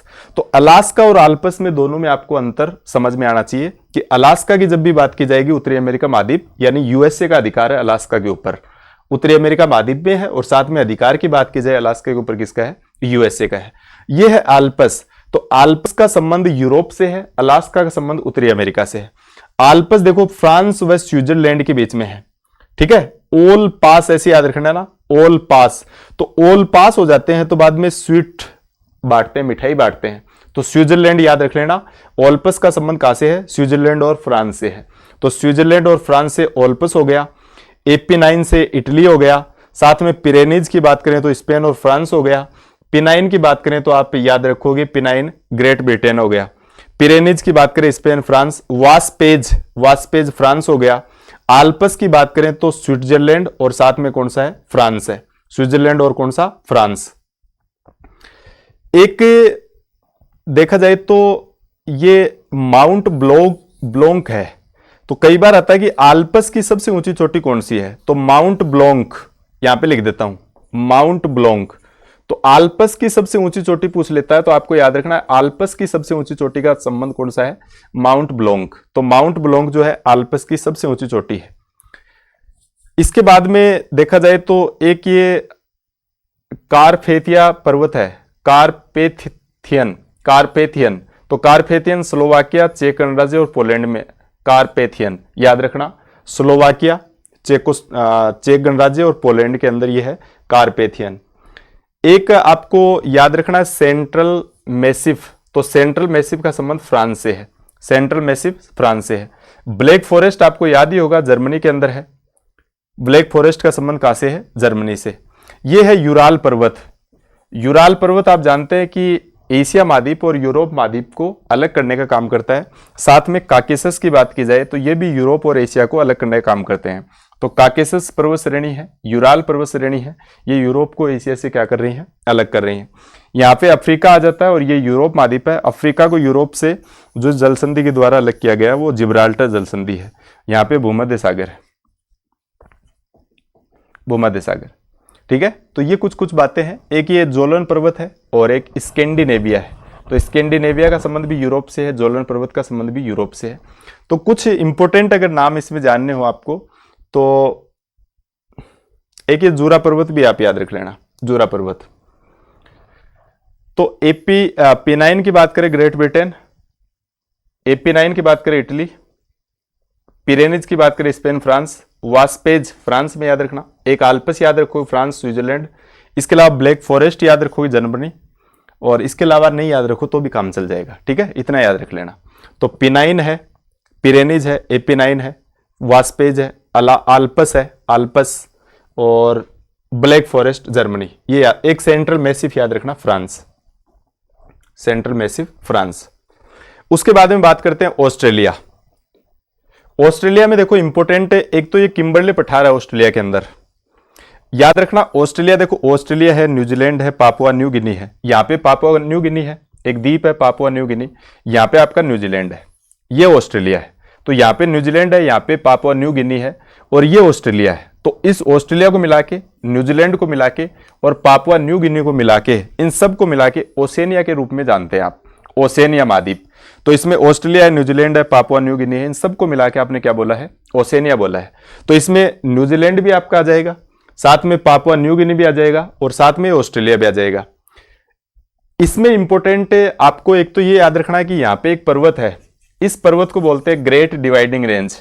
जब अभी बात कर रहे थे तो मैंने आपको बताया कि सबसे लंबी पर्वतमाला आपकी कौन सी है, एंडीज है, उसके बाद में रॉकी है, उसके बाद में हिमालय है और चौथे नंबर पे सबसे लंबी पर्वतमाला कौन सी है, ग्रेट डिवाइडिंग रेंज। तो ग्रेट डिवाइडिंग रेंज का संबंध कहां से है, ऑस्ट्रेलिया से है। इसके बाद में एक ये ग्रेट बैरियर रीफ भी याद रखना, ये ऑस्ट्रेलिया के नजदीक है, ग्रेट बैरियर रीफ, इसका संबंध भी कई बार पूछ लेते हैं। तो ऑस्ट्रेलिया के पूर्व साइड में आपको देखने को मिलेगी ग्रेट बैरियर रीफ। साथ में पापुआ न्यू गिनी द्वीप, न्यूजीलैंड और ऑस्ट्रेलिया को मिला के अपन क्या बोलते हैं, ओसेनिया बोलते हैं। किम्बरले का पठार याद रखना है। इसी ग्रेट डिवाइडिंग रेंज से एक नदी निकलती है डार्लिंग, एक नदी निकलती है मर्रे। तो डार्लिन और मर्रे नदियों का संबंध पूछ लेते हैं कि डार्लिन और मर्रे नदियां कौन से महाद्वीप में बहती हैं, तो ऑस्ट्रेलिया महाद्वीप की नदियां हैं। डार्लिन और मर्रे नदी बहुत इंपॉर्टेंट नदियां हैं, दोनों का संबंध ऑस्ट्रेलिया महाद्वीप से है। तो ऑस्ट्रेलिया की दोनों प्रमुख नदियां हैं, डार्लिन और एक नदी का नाम क्या है, मर्रे नदी है। ये कुछ कुछ बातें अपन ने किससे संबंधित की है, पर्वत और पठार से संबंधित। हालांकि थोड़ा सा मुश्किल है क्योंकि कई सारे पर्वत हैं, कई सारे पठार हैं और ये तो अपन ने वो नाम उठाए हैं जो अभी काफी चर्चा में है। बाकी तो आप देखते हैं कि हर महाद्वीप के अंदर बहुत सारी बातें हैं, तो वो पूरा पूरा पॉसिबल नहीं है अभी, है ना। तो कुछ कुछ बातें अपन उसमें से कर रहे हैं क्योंकि हर महाद्वीप में कोई न कोई खास बात आपको नजर आएगी और एक एक महाद्वीप जो है ये लगभग 2-2, 3-3 घंटे उसमें लगते हैं। अपन चाह रहे हैं कि सारांश के रूप में पूरी की पूरी बात आप तक पहुंच जाए और लगभग चीजों का एक बार रिवीजन हो जाए। अब उसके बाद में देखो, जो भी 7 महाद्वीप हैं, इन 7 महाद्वीपों में जो भी ऊंची ऊंची चोटियां हैं, जो भी उनके पर्वत शिखर हैं, उनकी बात अपन कर लेते हैं। क्योंकि कई बार वो सीधा सिंपल पूछ लेता है कि उत्तरी अमेरिका महाद्वीप की सबसे ऊंची चोटी कौन सी है। अपन बहुत सारी चीजें पढ़ लेते हैं लेकिन उनमें से कई बार सिंपल क्वेश्चन आ जाता है। तो 7 महाद्वीप है, 7 महाद्वीपों की जो भी ऊंची चोटियां हैं, जो भी उनके पर्वत शिखर हैं, उनकी बात कर लेते हैं। आप जानते हैं कि सबसे पहले एशिया की अपन बात कर रहे हैं। एशिया की सबसे ऊंची चोटी का नाम है माउंट एवरेस्ट और माउंट एवरेस्ट की ऊंचाई है 8,848 मीटर। आप जानते हैं कि माउंट एवरेस्ट का संबंध नेपाल से है और नेपाल में इसको सागर माथा के रूप में जानते हैं। नेपाल में क्या बोलते हैं, सागर माथा। साथ में आप ये भी जानते हैं कि सागर माथा के साथ साथ में इसको चोटी 15, चोमोलुंगमा, कई सारे इसके नामों से एशिया जो माउंट एवरेस्ट है इसको कई सारे नामों से जाना जाता है। एक सेकंड।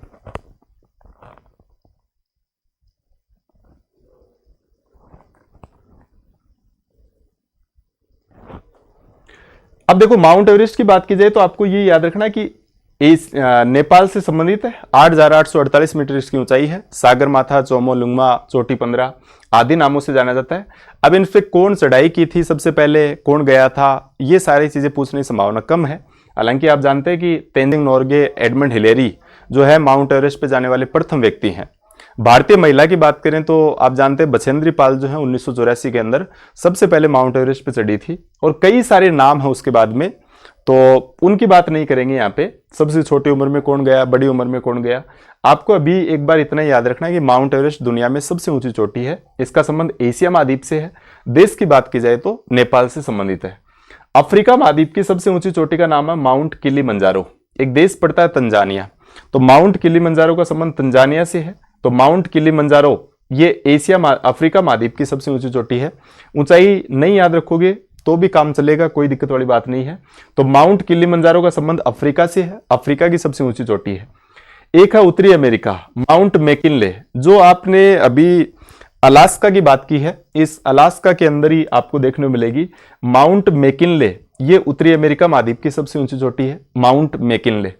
दक्षिण अमेरिका की बात की जाए तो माउंट एकांकागुआ। ये सारे नाम वो हैं जो कहीं न कहीं आपने सुने हैं, बार बार में जो चीजें पढ़ी हैं उनसे आपको रिवीजन हो जाएगा। तो माउंट एकांकागुआ दक्षिण अमेरिका महाद्वीप में है, माउंट मैकिनले उत्तरी अमेरिका महाद्वीप में है, माउंट किलिमंजारो अफ्रीका के अंदर है। अंटार्कटिका की बात की जाए तो विंसन मैसिफ, तो विंसन मैसिफ का संबंध अंटार्कटिका से है, अंटार्कटिका की सबसे ऊंची चोटी है। और यूरोप की बात की जाए तो माउंट एल्ब्रुज जो है, माउंट एल्ब्रुज ये यूरोप की सबसे ऊंची चोटी है। तो एल्ब्रुज यूरोप में है, अंटार्कटिका में विंसन मैसिफ है। एकांकागुआ जो है दक्षिण अमेरिका में है, माउंट मैकिनले उत्तरी अमेरिका में है, अफ्रीका में किलिमंजारो है, एशिया में माउंट एवरेस्ट है, और साथ में ऑस्ट्रेलिया की अगर बात की जाए तो ऑस्ट्रेलिया की सबसे ऊंची चोटी का नाम है माउंट कोसियुस्को। तो माउंट कोसियुस्को का संबंध कहां से है? ऑस्ट्रेलिया। माउंट किलिमंजारो का संबंध कहां से है? अफ्रीका से है। विंसन मेसिव का संबंध कहां से है? अंटार्कटिका से है। माउंट एकांकागुआ का संबंध कहां से है? दक्षिण अमेरिका से है। यूरोप की सबसे ऊंची चोटी का नाम क्या है? तो माउंट एल्ब्रुज। तो माउंट एल्ब्रुज का संबंध कहां से है? यूरोप से है। ये कुछ पर्वत चोटियां हैं, जो ऊंची ऊंची पर्वत चोटियां, उनके बारे में अपन ने देखा है। इनको देख लेना आप एक बार। इसके बाद में देखो, ये कुछ घास के मैदान है। ये कुछ घास के मैदान है, इनके बारे में आपको देखना है। जैसे एशिया में जो घास के मैदान है, ये शीतोष्ण कटिबंधीय घास के मैदान है, और ये आपके उष्ण कटिबंधीय घास के मैदान है। तो उष्ण कटिबंधीय घास के मैदान और शीतोष्ण कटिबंधीय में 2-3 नाम आपको देखने हैं। देखो, उष्ण कटिबंधीय घास के मैदान और शीतोष्ण कटिबंधीय की अगर बात की जाए तो एशिया जो है, ये एशिया में मंचूरिया का मैदान है, चाइना के अंदर पड़ता है। तो मंचूरिया मैदान पूछ सकते हैं। तो मंचूरिया मैदान का संबंध कहां से है? एशिया से, चाइना से। अफ्रीका के जो शीतोष्ण कटिबंधीय घास मैदान है उसको बोलते हैं वेल्ड, और अफ्रीका के जो उष्ण कटिबंधीय घास के मैदान है उनको सवाना बोलते हैं। देखो, सवाना जो अफ्रीका में है ये उष्ण कटिबंधीय है, अफ्रीका में जो वेल्ड है ये शीतोष्ण कटिबंधीय घास के मैदान है। आप जानते हैं कि जैसे मान लो ये वाला जो क्षेत्र है, इस वाले क्षेत्र की अगर बात की जाए तो ये आपका 23.5 डिग्री तक, और यहाँ पे 23.5 डिग्री उत्तरी और दक्षिणी साइड में ये उष्ण कटिबंध, और उसके बाद में 23.5 से ऊपर लगभग 60 तक अगर बात की जाए तो ये जो क्षेत्र है ये शीतोष्ण। अब उष्ण कटिबंधीय की अगर बात की जाए तो उष्ण कटिबंधीय घास के मैदान, ये 4 नाम देखने हैं, और शीतोष्ण कटिबंधीय घास के मैदानों की बात की जाए तो लगभग ये 6-7 नाम है, ये आपको याद रखने पड़ेंगे।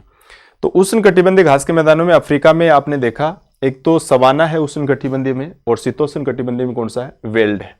उत्तरी अमेरिका में प्रेरीज बोलते हैं, दक्षिण अमेरिका में पंपास बोलते हैं, पंपास।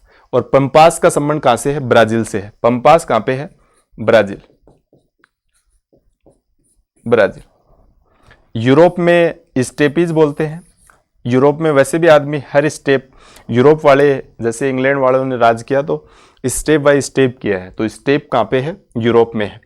ऑस्ट्रेलिया के अंदर क्या है? डाउन्स। ऑस्ट्रेलिया वैसे भी सबसे डाउन में ही है। अब महाद्वीप में अगर स्थिति देखते हैं तो सबसे दक्षिण में अंटार्कटिका को अगर छोड़ दें तो उसके बाद में सबसे डाउन में आपको नजर आता है कौन सा? ऑस्ट्रेलिया। अर्जेंटीना के अंदर कैंटरबरी है, ठीक है। तो अर्जेंटीना के अंदर क्या है? कैंटरबरी। दक्षिण अमेरिका में कौन से हैं? पंपास है, कहां पे? ब्राजील में।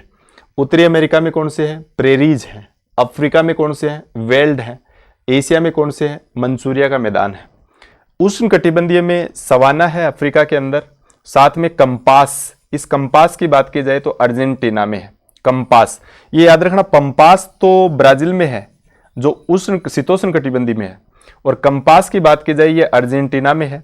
एक लानोस है, कोलंबिया व वेनेजुएला के अंदर लानोस। और एक पटाना। पटाना कहां पे है? श्रीलंका। तो श्रीलंका में पटाना, लानोस, कोलंबिया व वेनेजुएला, और साथ में कंपास की बात की जाए अर्जेंटीना, और सवाना की बात की जाए तो कहां पे है? अफ्रीका में है। वेल्ड अफ्रीका में है। मंचूरिया मैदान चीन के अंदर है, ये आपका चीन के अंदर है। यूरोप में स्टेपीज है, ऑस्ट्रेलिया डाउन्स है, दक्षिण अमेरिका में पंपास और कंपास, ये आप जानते हैं, जिसमें से कंपास ब्राजील के अंदर है, और कंपास की बात की जाए अर्जेंटीना, और पंपास की बात की जाए ब्राजील के अंदर। ये कुछ घास के मैदान हैं जिनको आपको याद रखना है, ठीक है।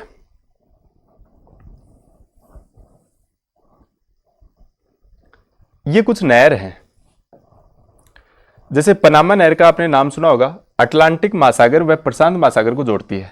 आप अगर देखते हैं महाद्वीप की स्थिति तो ये जैसे आपका उत्तरी अमेरिका महाद्वीप हो गया, ये दक्षिण अमेरिका महाद्वीप हो गया, ये यहाँ पे प्रशांत महासागर है, और ये आपका अटलांटिक महासागर है इस साइड में, और यहाँ से ये नहर बनाई गई इस साइड से।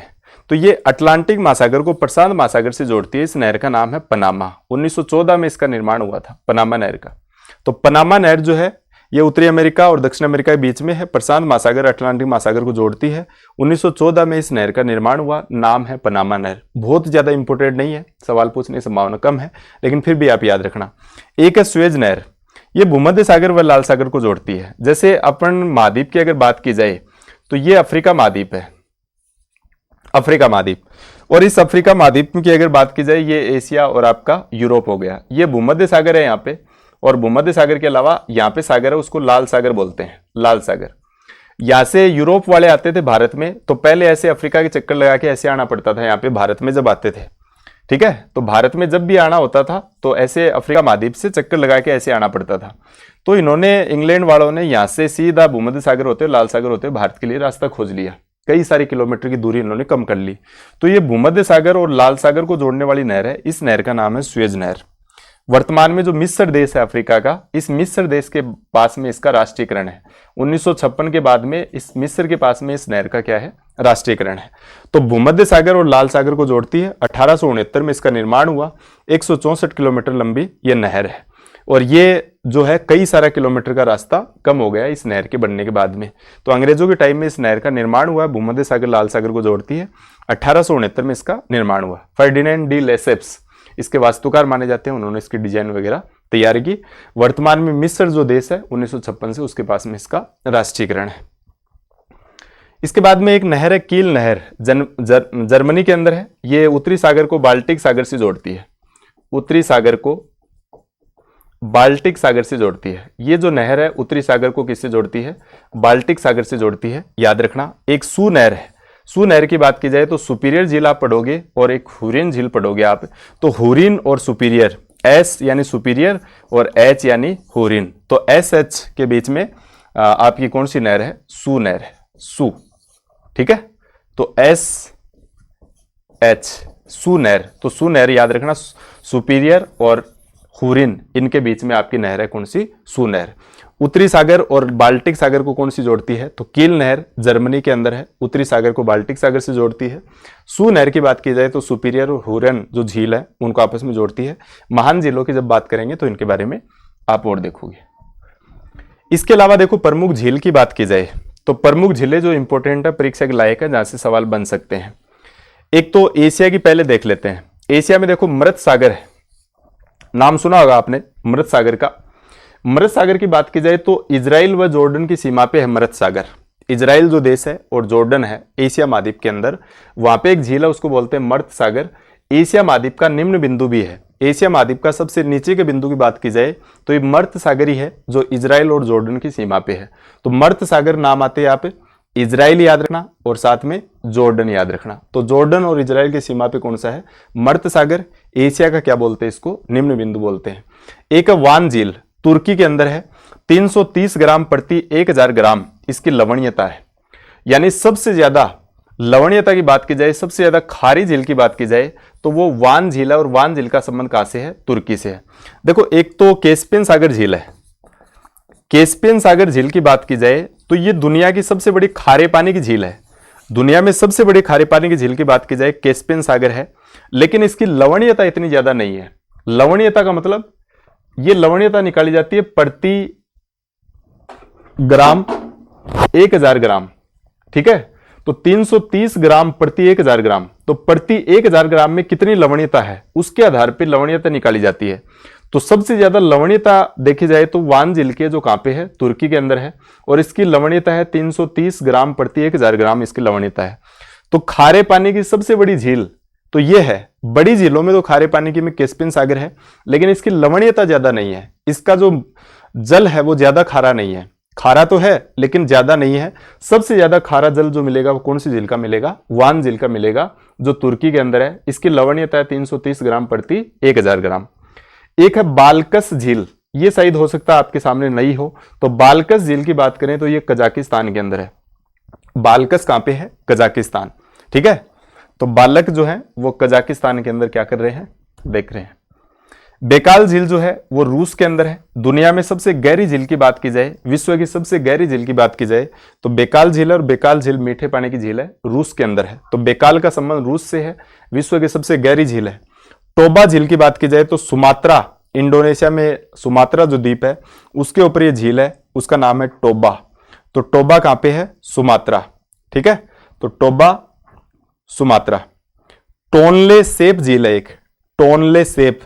तो टोनले सेप झील है कंबोडिया के अंदर। ठीक है, तो कंबोडिया के अंदर टोनले सेप। तो टोनले सेप आप याद रखो कंबोडिया, टोबा झील आप याद रखोगे सुमात्रा यानी इंडोनेशिया, बेकाल झील रूस के अंदर विश्व की सबसे गहरी झील है, बाल्कस कजाकिस्तान के अंदर है, वान झील तुर्की के अंदर है, सबसे ज्यादा लवणीयता इसी की है। दुनिया में सबसे बड़ी खारे पानी की झील कैस्पियन सागर है। मर्त सागर की बात की जाए तो इजराइल और जॉर्डन की सीमा पे है। एशिया का इसको क्या बोलते हैं? निम्न बिंदु बोलते हैं। अफ्रीका में आ जाओ, अफ्रीका में एक झील है विक्टोरिया झील। याद रखना अफ्रीका की सबसे बड़ी झील कौन सी है? विक्टोरिया। ये अफ्रीका की सबसे बड़ी है, अफ्रीका की सबसे बड़ी झील विक्टोरिया। एक देश है केन्या, तंजानिया और युगांडा, इन देशों में इसका विस्तार है। अफ्रीका की सबसे बड़ी झील है। विश्व में सबसे बड़ी विश्व की सबसे बड़ी झील कैस्पियन सागर, उसके बाद में सुपीरियर और उसके बाद में इसका नंबर आता है विक्टोरिया का। देखो दुनिया में सबसे बड़ी झीलों की अगर बात की जाए तो दुनिया में सबसे बड़ी झीलों में जब भी नाम आए तो कैस्पियन सागर 1 नंबर पे है बड़ी झीलों में, सुपीरियर झील 2 नंबर पे है और विक्टोरिया की बात की जाए तो 3 नंबर पे सबसे बड़ी झील कौन सी है? विक्टोरिया है। तो विक्टोरिया का संबंध केन्या, तंजानिया, युगांडा से है। आप तो अफ्रीका याद रख लेना, अफ्रीका की सबसे बड़ी झील का नाम है विक्टोरिया झील और इसी विक्टोरिया झील से एक नदी निकलती है जिसको आप क्या बोलते हैं? नील नदी। एक ताना झील है, ताना झील। इस ताना झील की बात की जाए इथोपिया के अंदर है। इससे जो ब्लू नील, तो यहाँ से व्हाइट नील और उसके बाद में यहाँ से ब्लू नील, दोनों बाद में खार्तूम के पास में जाके, सूडान के पास में जाके और एक हो जाती है, उसके बाद में इसका नील नाम पड़ता है। फिर ये भूमध्य सागर में अपना जल गिरा देती है। तो चाड झील है एक, चाड नाइजर और नाइजीरिया के अंदर है, नाइजर और नाइजीरिया के अंदर या चाड के अंदर चाड झील है। ये वर्तमान में समाप्त होने के कगार पे, धीरे धीरे छोटी होती जा रही है, समाप्त होने के कगार पे कौन सी? चाड झील अफ्रीका के अंदर। एक ताना झील है इथोपिया के अंदर, आप जानते हैं ब्लू नील जो है यहाँ से ताना झील से निकलती है। एक है टेंगानिका झील। तो टेंगानिका झील कांगो और तंजानिया जो गणराज्य है वहां पे है, कांगो व तंजानिया। तो कांगो गणराज्य, कांगो के अंदर और तंजानिया के अंदर ये आपकी झील है टेंगानिका। तो टेंगानिका, कांगो और साथ में तंजानिया। ताना झील, टाना का संबंध इथोपिया से, चाड का संबंध चाड से, ये समाप्त होने के कगार पे है। और अफ्रीका की सबसे बड़ी झील की बात की जाए तो आपकी कौन सी है? विक्टोरिया झील। नेक्स्ट, उत्तरी अमेरिका। उत्तरी अमेरिका, कनाडा के उत्तरी भाग में देखो कुछ जिले हैं। ग्रेट बियर है, ग्रेट स्लेव है, आथावस्का है, रेडियर है, पिन पेज है। तो ग्रेट बियर की बात करें, ग्रेट स्लेव की बात करें, आथावस्का की बात करें, रेडियर की बात करें, पिन पेज की बात करें, ये सब जिले आपको कहां पे मिलेगी? कनाडा के उत्तरी भाग में है। तो ग्रेट बियर, ग्रेट स्लेव, आथावस्का, रेडियर और पिन पेज ये कनाडा के अंदर। ग्रेट सोल्ट लेक इंपोर्टेंट है, यूएसए की है, ग्रेट सोल्ट लेक यूएसए। महान जिलों की बात करें तो महान जिलों में जैसे सुपीरियर झील है, मिशिगन झील है, हुरन झील है, ईरी है और ओंटारियो है। ये 5 अंगुली नुमा झीलों के बारे में आपने पढ़ा होगा। तो इनमें सबसे बड़ी झील कौन सी है? सुपीरियर है। दुनिया की मीठे पानी की सबसे बड़ी झील कौन सी है? सुपीरियर है, जो यूएसए के अंदर है। इसमें से मिशिगन जो है ये कनाडा की यूएस शुद्ध रूप से आपको देखने को मिलेगा, आपकी शुद्ध रूप से यूएसए के अंदर। तो सुपीरियर, मिशिगन, हुरन, ईरी और ओंटारियो। तो सुपीरियर और इसमें हुरन के बीच में एक नहर इनको जोड़ती है, इसको बोलते हैं सू नहर। सुपीरियर और किसको जोड़ती है? हुरन को, सू नहर। और ईरी और ओंटारियो को जोड़ती है, उसको बोलते हैं वेलैंड नहर। तो ईरी ओंटारियो से संबंधित वेलैंड नहर है। सुपीरियर और हुरन से संबंधित आपकी कौन सी है? सू नहर है। सुपीरियर और हुरन ऐसे याद रख लो, एस और एच ऐसे लिख दो, आप इसको ऐसे कर दो। तो सुपीरियर और हुरन की बात की जाए, सुपीरियर और हुरन की बात की जाए तो सू नहर हो जाएगा, ये सू नहर हो जाएगी। सबसे बड़ी कौन सी है? सुपीरियर है। 5 अंगुली नुमा, इन झीलों को 5 अंगुली नुमा के नाम से जानते हैं। ग्रेट सेट लेक्स इनको बोला जाता है, महान झील इनको बोला जाता है। ईरी और ओंटारियो के बीच में एक जलप्रपात है, उसको बोलते हैं नियाग्रा जलप्रपात। तो नियाग्रा जलप्रपात भी आपको याद रखना है। ईरी और ओंटारियो के बीच में एक जलप्रपात है जिसको अपन नियाग्रा जलप्रपात के रूप में जानते हैं।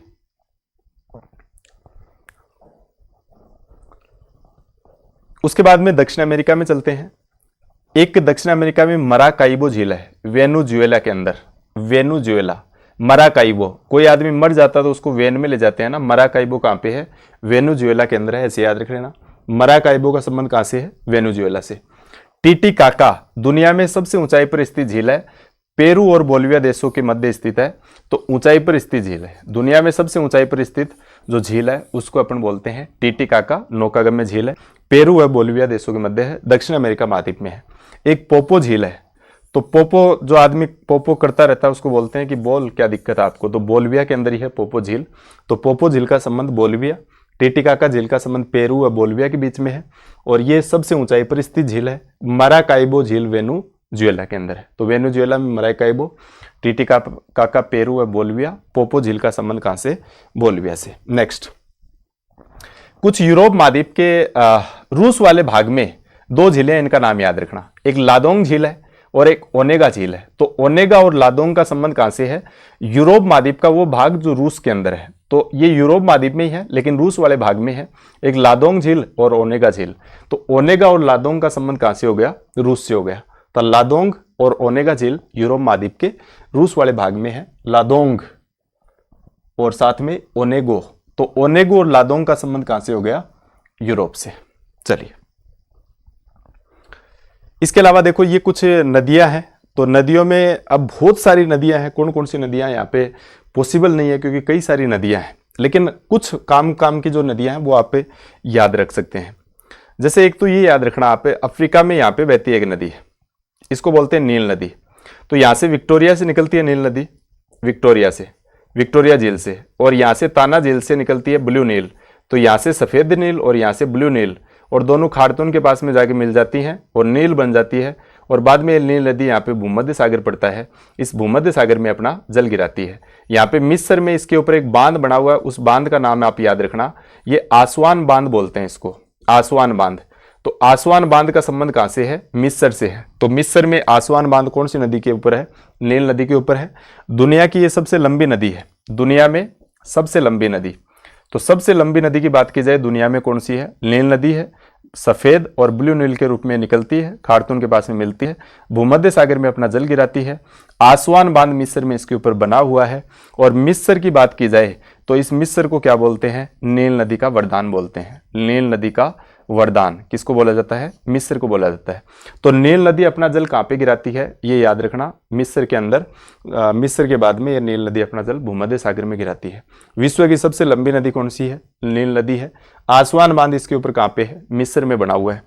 एक ये याद रखना कि ये जो दक्षिण अमेरिका महाद्वीप है, इस दक्षिण अमेरिका महाद्वीप में एक नदी बहती है, उसका नाम है अमेजन। तो एनाकोंडा का आपने नाम सुना होगा, दुनिया का सबसे बड़ा सांप माना जाता है एनाकोंडा। तो एनाकोंडा जो देखने को मिलता है वो इसी नील नदी के क्षेत्र में देखने को मिलता है। ये नील नदी अपना जल यहाँ पे अटलांटिक महासागर है, इस अटलांटिक महासागर में नील नदी अपना जल गिराती है। तो नील नदी, ये सॉरी आपकी अमेजन नदी, तो अमेजन नदी अटलांटिक महासागर में जल गिराती है। एंडीज पर्वतमाला से इस नदी का उद्गम होता है। और एनाकोंडा जो सांप है, इसी नदी बेसिन के अंदर एनाकोंडा आपको देखने को मिलेगा। एक यहाँ पे पराना नदी है, पराना नदी भी इंपॉर्टेंट है दक्षिण अमेरिका। ये उरुग्वे नदी है, ये छोटी छोटी नदियां हैं। और ये ओरेनिको नदी है, तो ओरेनिको भी याद रखना, ये भी यहाँ पे ओरेनिको, पराना, उरुग्वे, ये सारी नदियां दक्षिण अमेरिका महाद्वीप की नदियां हैं।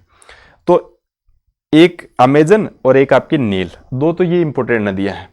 एक देखो ये कई बार पूछ लेता है, ये जो साइबेरिया वाला क्षेत्र है, यहां से एक नदी निकलती है, इसका नाम है ईब, ओब, ओब। और ये जो नदी है इसका नाम है येनिसी, येनिसी। ये साइबेरिया वाले क्षेत्र से निकलती है। और ये जो नदी है इसका नाम है लीना, लीना। तो ये जो ओब है, येनिसी है, लीना है, ये अंटार्कटिक से निकलती है। और यहाँ पे आर्कटिक जो सागर है, इस आर्कटिक महासागर के अंदर ये अपना जल गिराती हैं।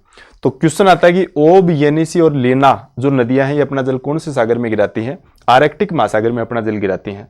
तो ओब, येनिसी और लीना का संबंध कहां से है? ये साइबेरिया वाला हिस्सा जो है, रूस वाला, उससे निकलती हैं। तो ओब है, येनिसी है, लीना है, और आर्कटिक में अपना जल गिराती हैं। भूमध्य सागर में जल कौन सी गिराती है? तो ये जो नील नदी है भूमध्य सागर में। और इसमें से अटलांटिक महासागर की बात की जाए तो ये जो अमेजन नदी है अपना जल कहाँ पे गिराती है? अटलांटिक महासागर में गिराती है। एक देखो ये दो नदियां यहाँ पे है, मिसिसिपी या मिसोरी की आपने बात की होगी। तो मिसिसिपी या मिसोरी इंपोर्टेंट नदी है। मिसिसिपी या मिसोरी ये अमेरिका में बहती है। एक कोलंबिया रिवर है, एक मिसौरी नदी है, तो मिसौरी नदी अमेरिका में बहती है। और मिसिसिपी की बात की जाए, ये भी कहाँ पे बहती है? अमेरिका में। ये कोलोराडो है, ये भी अमेरिका में है। एक रियो ग्रांडो नदी है, ये भी यहाँ पे बहती है और इस मैक्सिको खाड़ी में अपना जल गिराती है। एक मैकेंजी रिवर है, मैकेंजी रिवर की बात की जाए, याकोन की बात की जाए, ये सब उत्तरी अमेरिका महाद्वीप की नदियां हैं। तो मैकेंजी है, याकोन है, कोलंबिया है, मिसौरी है, कोलोराडो है, मिशिगन है, ये सारी की सारी नदियां उत्तरी अमेरिका महाद्वीप की नदियां हैं। तो एक तो ये याद रखना, ओब, येनिसी और लीना आर्कटिक महासागर में जल गिराती है और ये आपका साइबेरिया वाला जो पार्ट है उससे निकलती है। एक विक्टोरिया झील से निकलने वाली ये नदी है। साथ में देखो एक क्वेश्चन आता है यहाँ से, भारत से एक नदी बहती है, उस नदी की अगर बात की जाए तो आप जानते हैं कर्क रेखा को 2 बार काटती है वो नदी, और उस नदी का नाम है माही नदी। माही। एक यहाँ पे अफ्रीका में नदी बहती है, इसका नाम आपने सुना होगा कांगो रिवर, कांगो। तो कांगो जो है ये भूमध्य रेखा को 2 बार काटती है, एक ये याद रख लेना, कांगो भूमध्य रेखा को 2 बार काटती है। एक ये यहाँ पे दक्षिण में एक नदी और बहती है, उसका नाम है लिम्पोपो, लिम्पोपो। तो लिम्पोपो की बात की जाए तो ये मकर रेखा को 2 बार काटती है। तो मकर रेखा को 2 बार काटने वाली लिम्पोपो है, भूमध्य रेखा को 2 बार काटने वाली कांगो है, और कर्क रेखा को 2 बार काटने वाली नदी की बात की जाए तो माही नदी है। तो माही नदी कर्क रेखा को 2 बार काटती है, भारत से बहती है। खूब सारी माही नदी के बारे में आपने बातें पढ़ी होगी कि माही नदी मेमन झील मध्य प्रदेश से निकलती है। खांदू गांव पड़ता है अपना राजस्थान के अंदर, बांसवाड़ा के अंदर। उस खांदू गांव से प्रवेश करते हुए उसके बाद में बांसवाड़ा, डूंगरपुर, प्रतापगढ़ की सीमा बनाते हुए ये गुजरात में चली जाती है। कढ़ाना बांध इसके ऊपर बना हुआ है, यू आकार की नदी है, अंग्रेजी के उल्टे यू आकार की नदी मानी जाती है। और साथ में अगर देखा जाए तो माही नदी के ऊपर बजाज सागर बांसवाड़ा के अंदर आपको बांध देखने को मिलेगा। एक कढ़ाना बांध है जो गुजरात के अंदर इस नदी के ऊपर। तो इंपोर्टेंट नदी है माही नदी, जो कर्क रेखा को कितनी बार काटती है? 2 बार काटती है। कांगो की बात करें, भूमध्य रेखा को 2 बार। लिम्पोपो की बात करें तो कांगो और लिम्पोपो अफ्रीका की नदियां हैं। लिम्पोपो मकर रेखा को, कांगो भूमध्य रेखा को, और साथ में आपने ये बात करी नील नदी भूमध्य सागर के अंदर जाती है। ओब, येनिसी और लीना ये आर्कटिक महासागर में अपना जल गिराती है। और साथ में अमेजन की बात करें तो अटलांटिक महासागर में अपना जल गिराती है। पराना नदियां, उरुग्वे नदी, ये सब अटलांटिक महासागर में जाती है। ओरेनिको नदी है, सब दक्षिण अमेरिका की नदियां है। कोलोराडो है, रियो ग्रांडे नदी है, ये सब रियो ग्रांडे की बात की जाए तो मैक्सिको खाड़ी में जल गिराती है। मिसिसिपी या मिसौरी की बात की जाए उत्तरी अमेरिका की नदियां हैं। कोलंबिया रिवर है, यूकोन रिवर है, मैकेंजी रिवर है। तो मैकेंजी भी इंपोर्टेंट रिवर है, इसमें बहती है। एक यूरोप महाद्वीप की बात करें तो ये वोल्गा नदी है, वोल्गा। इस वोल्गा से सवाल आता है कि यूरोप महाद्वीप की सबसे लंबी नदी कौन सी है? तो यूरोप महाद्वीप की सबसे लंबी नदी वोल्गा है। लेकिन यूरोप महाद्वीप की और भी नदियां हैं जिनकी खास विशेषता है। जैसे एक नदी यहाँ पे जो नदी है यूरोप महाद्वीप की, उसको बोलते हैं टेम्स, टेम्स या थेम्स, टेम्स। तो टेम्स या थेम्स की बात की जाए तो ये जो नदी है इसके ऊपर इंग्लैंड, जो लंदन है, वो बसा हुआ है। एक सीन नदी है यूरोप महाद्वीप के अंदर, इस सीन नदी के किनारे पेरिस शहर है। तो सीन नदी के किनारे पेरिस है और टेम्स के किनारे लंदन शहर है। यूरोप महाद्वीप की सबसे लंबी नदी की बात की जाए तो वोल्गा नदी है।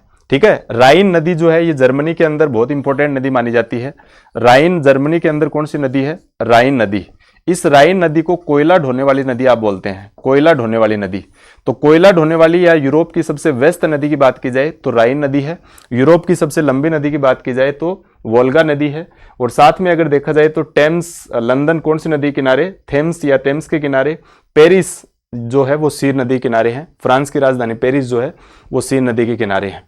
ठीक है। सुरा और सुंदरियों का देश के नाम से जाना जाता है पेरिस को, ये याद रखोगे आप। ब्रह्मपुत्र के बारे में आपने खूब पढ़ा है भारत के अंदर। और साथ में ये जो नदियां हैं इसमें इंपॉर्टेंट बात इतनी है, बाकी नदियां आप देख लेना क्योंकि नदियों का चैप्टर बहुत बड़ा है। और ये डार्लिन और मर्रे नदियों का संबंध याद रखना ऑस्ट्रेलिया से है। तो डार्लिन और मर्रे का संबंध ऑस्ट्रेलिया से है। एक यहाँ पे चाइना के अंदर एक नदी बहती है, उसको बोलते हैं यांग टीसी क्यांग, यांग टीसी क्यांग। तो एशिया महाद्वीप की सबसे लंबी नदी अगर आपसे पूछता है तो एशिया महाद्वीप की सबसे लंबी नदी कौन सी है? यांग टीसी क्यांग है, जो चीन के अंदर बहती है। देखो दुनिया में सबसे लंबी नदी नील, दुनिया की सबसे बड़ी नदी अमेजन हो गई। एशिया महाद्वीप की सबसे लंबी नदी यांग टीसी क्यांग। भारत की सबसे लंबी नदी कौन सी है? गंगा। भारत से होकर गुजरने वाली सबसे लंबी नदी कौन सी है? ब्रह्मपुत्र है। और ब्रह्मपुत्र भारत में सर्वाधिक चौड़ाई में बहने वाली नदी भी है। ठीक है। ये आप जानते हैं कि माजुली द्वीप का निर्माण करने में सबसे बड़ा योगदान कौन सी नदी का है? ब्रह्मपुत्र का है। गंगा जो है इसके किनारे कई सारे शहर हैं। अब जो इलाहाबाद या प्रयागराज के अंदर जो मेला लग रहा है वो गंगा नदी के ऊपरी बसा हुआ शहर है, गंगा नदी के किनारे बसा हुआ शहर है जिसका नाम है इलाहाबाद। वहाँ पे तीनों नदियों का संगम होता है, गंगा है, ब्रह्मपुत्र है, और जो गंगा और आपकी यमुना और सरस्वती तीनों का संगम होता है यहाँ पे इलाहाबाद के अंदर या प्रयागराज के अंदर। तो ये नदियाँ तो बहुत हैं, लेकिन नदियों में काम काम की बात, एक तो ये नील याद रख लेना, एक ये आपकी दक्षिण अमेरिका की अमेजन याद रखना, एक ये ओब, येनिसी और लीना याद रखना, आर्कटिक महासागर में जल गिराती हैं। साथ में कांगो मकर रेखा को, भूमध्य रेखा को 2 बार, लिम्पोपो मकर रेखा को 2 बार, माही नदी जो है कर्क रेखा को 2 बार काटती है। भारत की सबसे लंबी नदी गंगा है, और गंगा और ब्रह्मपुत्र मिलकर एक बहुत बड़े डेल्टे का निर्माण करती हैं, जिस डेल्टा को अपन बोलते हैं सुंदरवन का डेल्टा, जो दुनिया का सबसे बड़ा डेल्टा माना जाता है। चलिए अब आगे देखो, कुछ औद्योगिक प्रदेश हैं, इनकी बात कर लेते हैं। औद्योगिक प्रदेश में इंपॉर्टेंट, जैसे लोहा से संबंधित पहले देख लेते हैं। तो चीन के अंदर लोहा से संबंधित अगर देखा जाए तो मंचूरिया मैदान एक तो याद रखना, एक अंसान, सीधा सीधा याद रखोगे आप तो कि मंचूरिया मैदान और अंसान का संबंध किससे है। तो अंसान या मंचूरिया मैदान की बात करें चीन से है।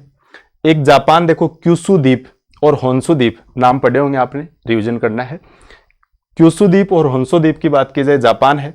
एक ये नागासाकी देखो ऑटोमोबाइल के लिए प्रसिद्ध है जापान का, और एक ओसाका है जापान का, इसको जापान का मैनचेस्टर बोलते हैं, वस्त्र उद्योग के लिए प्रसिद्ध है। तो ओसाका जापान के अंदर है, जापान का मैनचेस्टर बोलते हैं। एक नागासाकी है जापान के अंदर, ऑटोमोबाइल के लिए प्रसिद्ध है। लेकिन जापान के क्यूशू द्वीप और होन्शु द्वीप का संबंध किससे है? लोहा से। मंचूरिया मैदान चाइना के अंदर है। अंसान क्षेत्र भी आपका कहां पे है? चाइना में है। एक है सेंट पीटर्सबर्ग, इसका संबंध आप याद रखना रूस से है, और एक है पीटर्सबर्ग, तो पीटर्सबर्ग का यूएसए से है।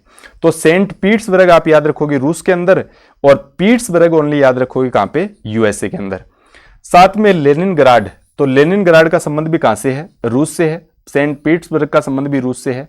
एक डुलूथ है, अमेरिका के अंदर है Duluth, Petersburg, Duluth, Detroit, important है भाई डेट्राइट। तो डेट्राइट, डुलूथ, पीटर्सबर्ग, आपके मैसाचुसेट्स, ये सारे नाम आप याद रखो कहां पे है? यूएसए के अंदर है। तो पीटर्सबर्ग है, डुलूथ इंपोर्टेंट नाम है, याद रखना। डुलूथ का संबंध कहां से है? अमेरिका से है। एक डेट्राइड स्थान इंपोर्टेंट है, तो डेट्राइड भी बात करें यूएसए। सेंट पीटर्सबर्ग की बात करें रूस है, और लेनिनग्राड की बात की जाए तो आप जानते हैं दुनिया का सबसे बड़ा जो ट्रांस साइबेरिया रेल मार्ग है वो लेनिनग्राड जो है वहीं से व्लादिवोस्टोक तक जाता है। तो रूस, सेंट पीटर्सबर्ग और लेनिनग्राड रूस के अंदर, यूएसए के अंदर पीटर्सबर्ग, डुलूथ, डेट्राइट, मैसाचुसेट्स, ये सारे नाम आपको यहाँ पे याद रखने हैं। इंग्लैंड में एक नाम आपको याद रखना है शेफील्ड। तो शेफील्ड कहाँ पे है? इंग्लैंड में है। लंकाशायर इंपोर्टेंट है भाई, लंकाशायर से सवाल आ सकता है कि लंकाशायर औद्योगिक क्षेत्र कहाँ पे है, तो ये इंग्लैंड के अंदर है। कनाडा की अगर बात की जाए तो कनाडा में क्यूबेक है, और साथ में मॉन्ट्रियल है। तो मॉन्ट्रियल और क्यूबेक की अगर बात की जाए तो उसका संबंध कहां से हो गया? कनाडा से हो गया। तो क्यूबेक कनाडा में है, और मॉन्ट्रियल आपका कहां पे है? कनाडा के अंदर है। इंग्लैंड, शेफील्ड और लंकाशायर, इन सब की बात की जाए तो कहां पे है? इंग्लैंड। कनाडा, क्यूबेक और मॉन्ट्रियल, ये कनाडा के अंदर। चलिए अब सूती वस्त्र से संबंधित देख लेते हैं। यूएसए का न्यू इंग्लैंड व बोस्टन, देखो न्यू इंग्लैंड का नाम आते ही अपना दिमाग इंग्लैंड पे जाएगा, लेकिन न्यू इंग्लैंड औद्योगिक क्षेत्र की बात करें तो आपको याद रखना न्यू इंग्लैंड का संबंध कहां से है? यूएसए से। और बोस्टन का संबंध भी कहां से है? यूएसए से। भारत का बोस्टन अपन किसको बोलते हैं? अहमदाबाद को बोलते हैं। भारत का मैनचेस्टर और भारत का बोस्टन की बात की जाए तो आप किसको बोलते हैं? अहमदाबाद। तो बोस्टन है, न्यू इंग्लैंड है, ये औद्योगिक क्षेत्र की बात की जाए तो यूएसए के अंदर। न्यू इंग्लैंड इंपोर्टेंट है, पूछने लायक है। ओसाको जापान के अंदर है, इसको जापान का मैनचेस्टर आप बोलते हैं, जापान से संबंधित है। ब्रिटेन की बात की जाए तो मैनचेस्टर, लंकाशायर और यॉर्कशायर। यॉर्कशायर, लंकाशायर, ऐसा कोई भी नाम मिले तो ब्रिटेन करना है। मैनचेस्टर की बात की जाए ब्रिटेन करना है। भारत का मैनचेस्टर आप जानते हैं अहमदाबाद को बोलते हैं। दक्षिण भारत का मैनचेस्टर कोयम्बटूर, उत्तरी भारत का मैनचेस्टर कानपुर को कहा जाता है। जापान का जो क्वांटो व नगोया, क्वांटो और नगोया जापान, आप याद रखोगे कि क्वांटो और नगोया का संबंध कहां से है? जापान से है। कैंटन प्रदेश, तो कैंटन प्रदेश का संबंध कहां से है?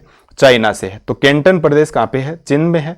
ऑस्ट्रेलिया में अगर देखा जाए तो न्यू साउथ वेल्स, ऑस्ट्रेलिया में एक नाम आपके सामने आया है न्यू साउथ वेल्स। तो न्यू साउथ वेल्स है, ये सूती वस्त्र से संबंधित है, ऑस्ट्रेलिया के अंदर है। तो न्यू साउथ वेल्स ऑस्ट्रेलिया हो गया।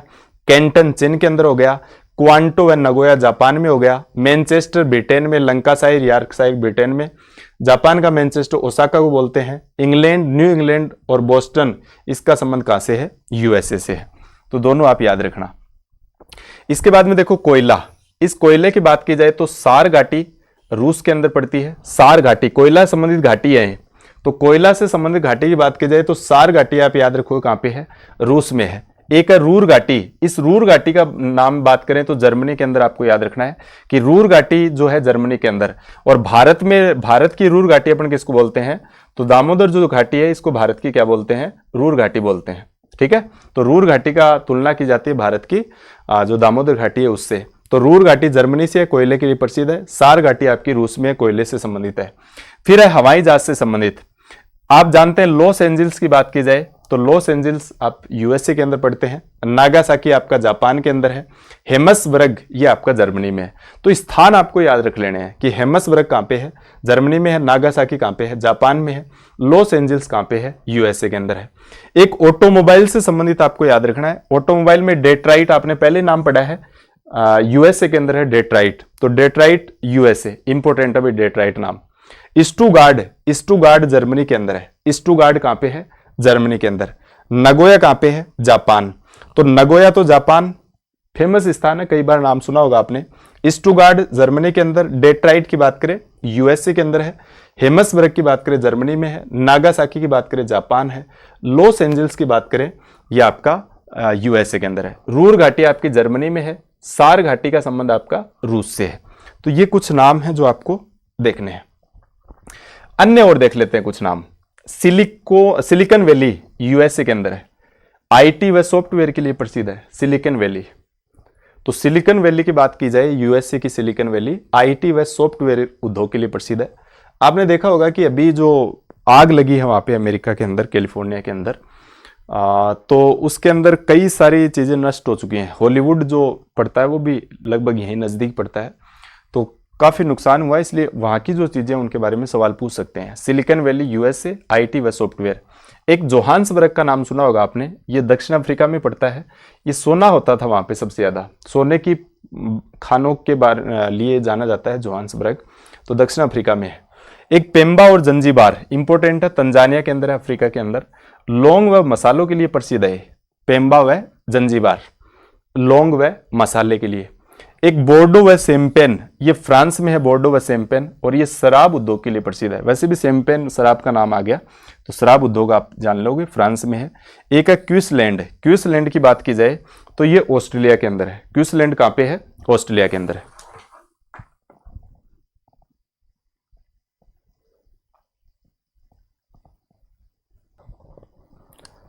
तो क्वींसलैंड कहां पे हो गया, ऑस्ट्रेलिया, और चीनी व मांस के लिए प्रसिद्ध है, ये याद रख लेना। एक शेफील्ड आप याद रखना, इंग्लैंड में है, कटलरी, सूती वस्त्र और लोहा से संबंधित। ये कुछ अन्य नाम है जिनके बारे में आपको याद रखना है। इसमें सिलिकॉन वैली इंपोर्टेंट है, यूएसए के अंदर आईटी और सॉफ्टवेयर के लिए। जोहान्सबर्ग दक्षिण अफ्रीका में सोना के लिए। एक पेम्बा व जंजीबार तंजानिया, और बोर्डो व शैंपेन फ्रांस शराब के लिए। क्वींसलैंड ऑस्ट्रेलिया में है, चीनी व मांस के लिए। इसके अलावा कुछ नाम, जैसे ये दक्षिण अप्लेशियन है, ये यूएसए के अंदर आप याद रखोगे। एक दक्षिणी न्यू इंग्लैंड है, ये आप यूएसए के अंदर याद रखोगे। डेट्राइट आपने ये नाम लिया ही है, तो डेट्राइट इंपोर्टेंट है। अब इसमें और इंपोर्टेंट की अगर बात की जाए तो देखो, एक तो ये जो लंकाशायर है, ये कई बार पूछा गया, तो लंकाशायर के बारे में आप जरूर याद रख लेना, ब्रिटेन के अंदर है लंकाशायर। और एक ये कैंटन प्रदेश चीन का, एक ये न्यू साउथ वेल्स याद रखना, ऑस्ट्रेलिया के अंदर। तो लंकाशायर याद रखना, ब्रिटेन के अंदर है। और एक पीट्सबर्ग के बारे में कई बार पूछा गया सवाल, पीट्सबर्ग। तो पीट्सबर्ग में देखो, सेंट पीट्सबर्ग तो है रूस के अंदर। सेंट पीट्सबर्ग कहां पे, देखो सेंट लगा हुआ है, तो सेंट पीट्सबर्ग रूस के अंदर। वैसे भी ऐसे याद रख लो कि सेंट रूस के अंदर फ्रांस की राजधानी पेरिस है, और पेरिस सुरा और सुंदरियों का देश है, इसलिए सबसे ज्यादा सेंट वहीं लगाते हैं, ऐसे मान लो। तो सेंट पीट्सबर्ग रूस याद रखना, और पीट्सबर्ग खाली आए तो याद रखो कहां पे, यूएसए के अंदर। और साथ में डुलूथ क्षेत्र जो यूएसए का, ये इंपॉर्टेंट है। तो पीट्सबर्ग और सेंट पीट्सबर्ग में अंतर आपको याद रखना, रूस में है, और पीट्सबर्ग की बात की जाए यूएसए के अंदर है। डुलूथ क्षेत्र, डेट्राइट, मैसाचुसेट्स, इंपोर्टेंट नाम है सारे के सारे। क्यूसु द्वीप, होन्सु द्वीप, जापान, मंचूरिया, अनसान क्षेत्र चाइना वाले, ये कुछ इंपॉर्टेंट नाम है उद्योगों के अंदर। एक ये लंकाशायर बहुत इंपॉर्टेंट है, ब्रिटेन के अंदर है। और न्यू इंग्लैंड, इंग्लैंड नहीं करना है इसको, यूएसए करना है। एक ये न्यू साउथ वेल्स, सबसे साउथ में है भाई, ऐसे बात नहीं रखना, सबसे साउथ में है, तो सबसे साउथ में आप ऑस्ट्रेलिया याद रखो। कैंटन प्रदेश आप चीन के अंदर याद रखना, ठीक है। उसके अलावा लॉस एंजिल्स एक याद रख लेना, हवाई जहाज। लॉस एंजिल यूएसए के अंदर इंपॉर्टेंट है। एक रूर घाटी रहेगी, सार घाटी रूस वाली, सार घाटी और रूर घाटी जर्मनी वाली। एक डेट्राइट इंपॉर्टेंट है यूएसए के अंदर, और स्टुगार्ड जर्मनी, नगोया जापान। ये कुछ इंपॉर्टेंट नाम है। साथ में सिलिकन वैली याद रख लोगे, जोहान्सबर्ग याद रख लोगे, पेम्बा व जंजीबार याद रख लेना, बोर्डो व शैंपेन, क्वींसलैंड ऑस्ट्रेलिया के अंदर है, चीनी व मास के लिए। अब उसके बाद में ये आपका हो ही गया।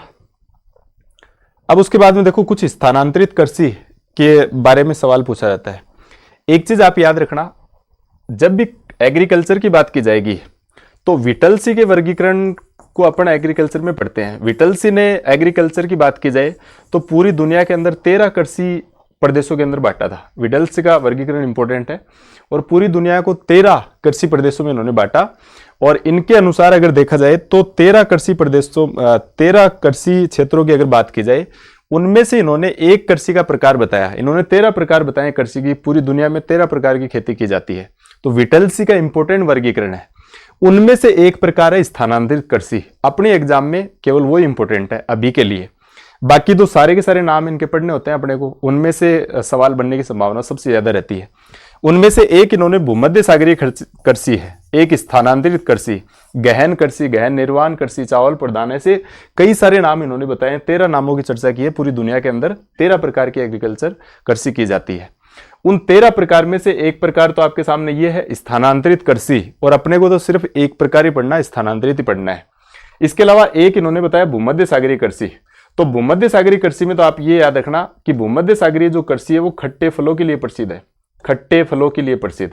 तो भूमध्य सागरीय में तो खट्टे फलों की बात होगी। और उसके अलावा स्थानांतरित कृषि जो है, इस स्थानांतरित कृषि को उन्होंने डिफाइन किया, और स्थानांतरित कृषि को पूरी दुनिया के दुनिया के अंदर अलग अलग जगह पे अलग अलग नामों से जाना जाता है। यहां तक कि भारत में भी अलग अलग स्टेट में इसको अलग अलग नाम से जानते हैं स्थानांतरित को। तो विटलसी का पूरा वर्गीकरण अपने को नहीं देखना है। जो 13 भागों में इन्होंने डिवाइड किया कृषि के अंदर, उनमें से अपने को एक प्रकार देखना है, कौन सा? स्थानांतरित।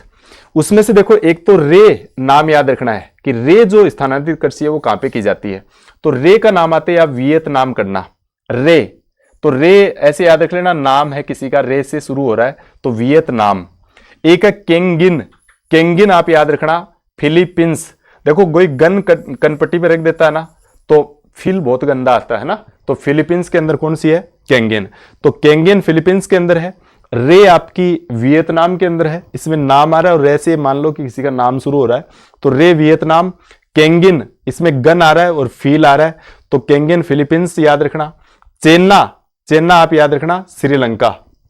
ऐसे याद रख लेना, चना चबाया था हनुमान जी ने जाके श्रीलंका के अंदर, तो चेन्ना आप श्रीलंका याद रखोगे। लदांग, ठीक है, तो ये जावा व इंडोनेशिया के मध्य है। इंडोनेशिया और जावा में ये लदांग के नाम से जानी जाती है। स्थानांतरित कृषि अलग अलग देशों के अंदर अलग अलग नाम। रोका, तो ब्राजील के अंदर इसको रोका बोलते हैं, तो ब्राजील में रोका बोलते हैं। लदांग की बात की जाए जावा व इंडोनेशिया के अंदर, चेन्ना श्रीलंका के अंदर, केंगिन की बात की जाए फिलीपींस के अंदर, रे की बात की जाए वियतनाम के अंदर। एक ये टोंग्या पूछा हुआ है भाई, 99 के अंदर पूछा हुआ है, पुराना पूछा हुआ है।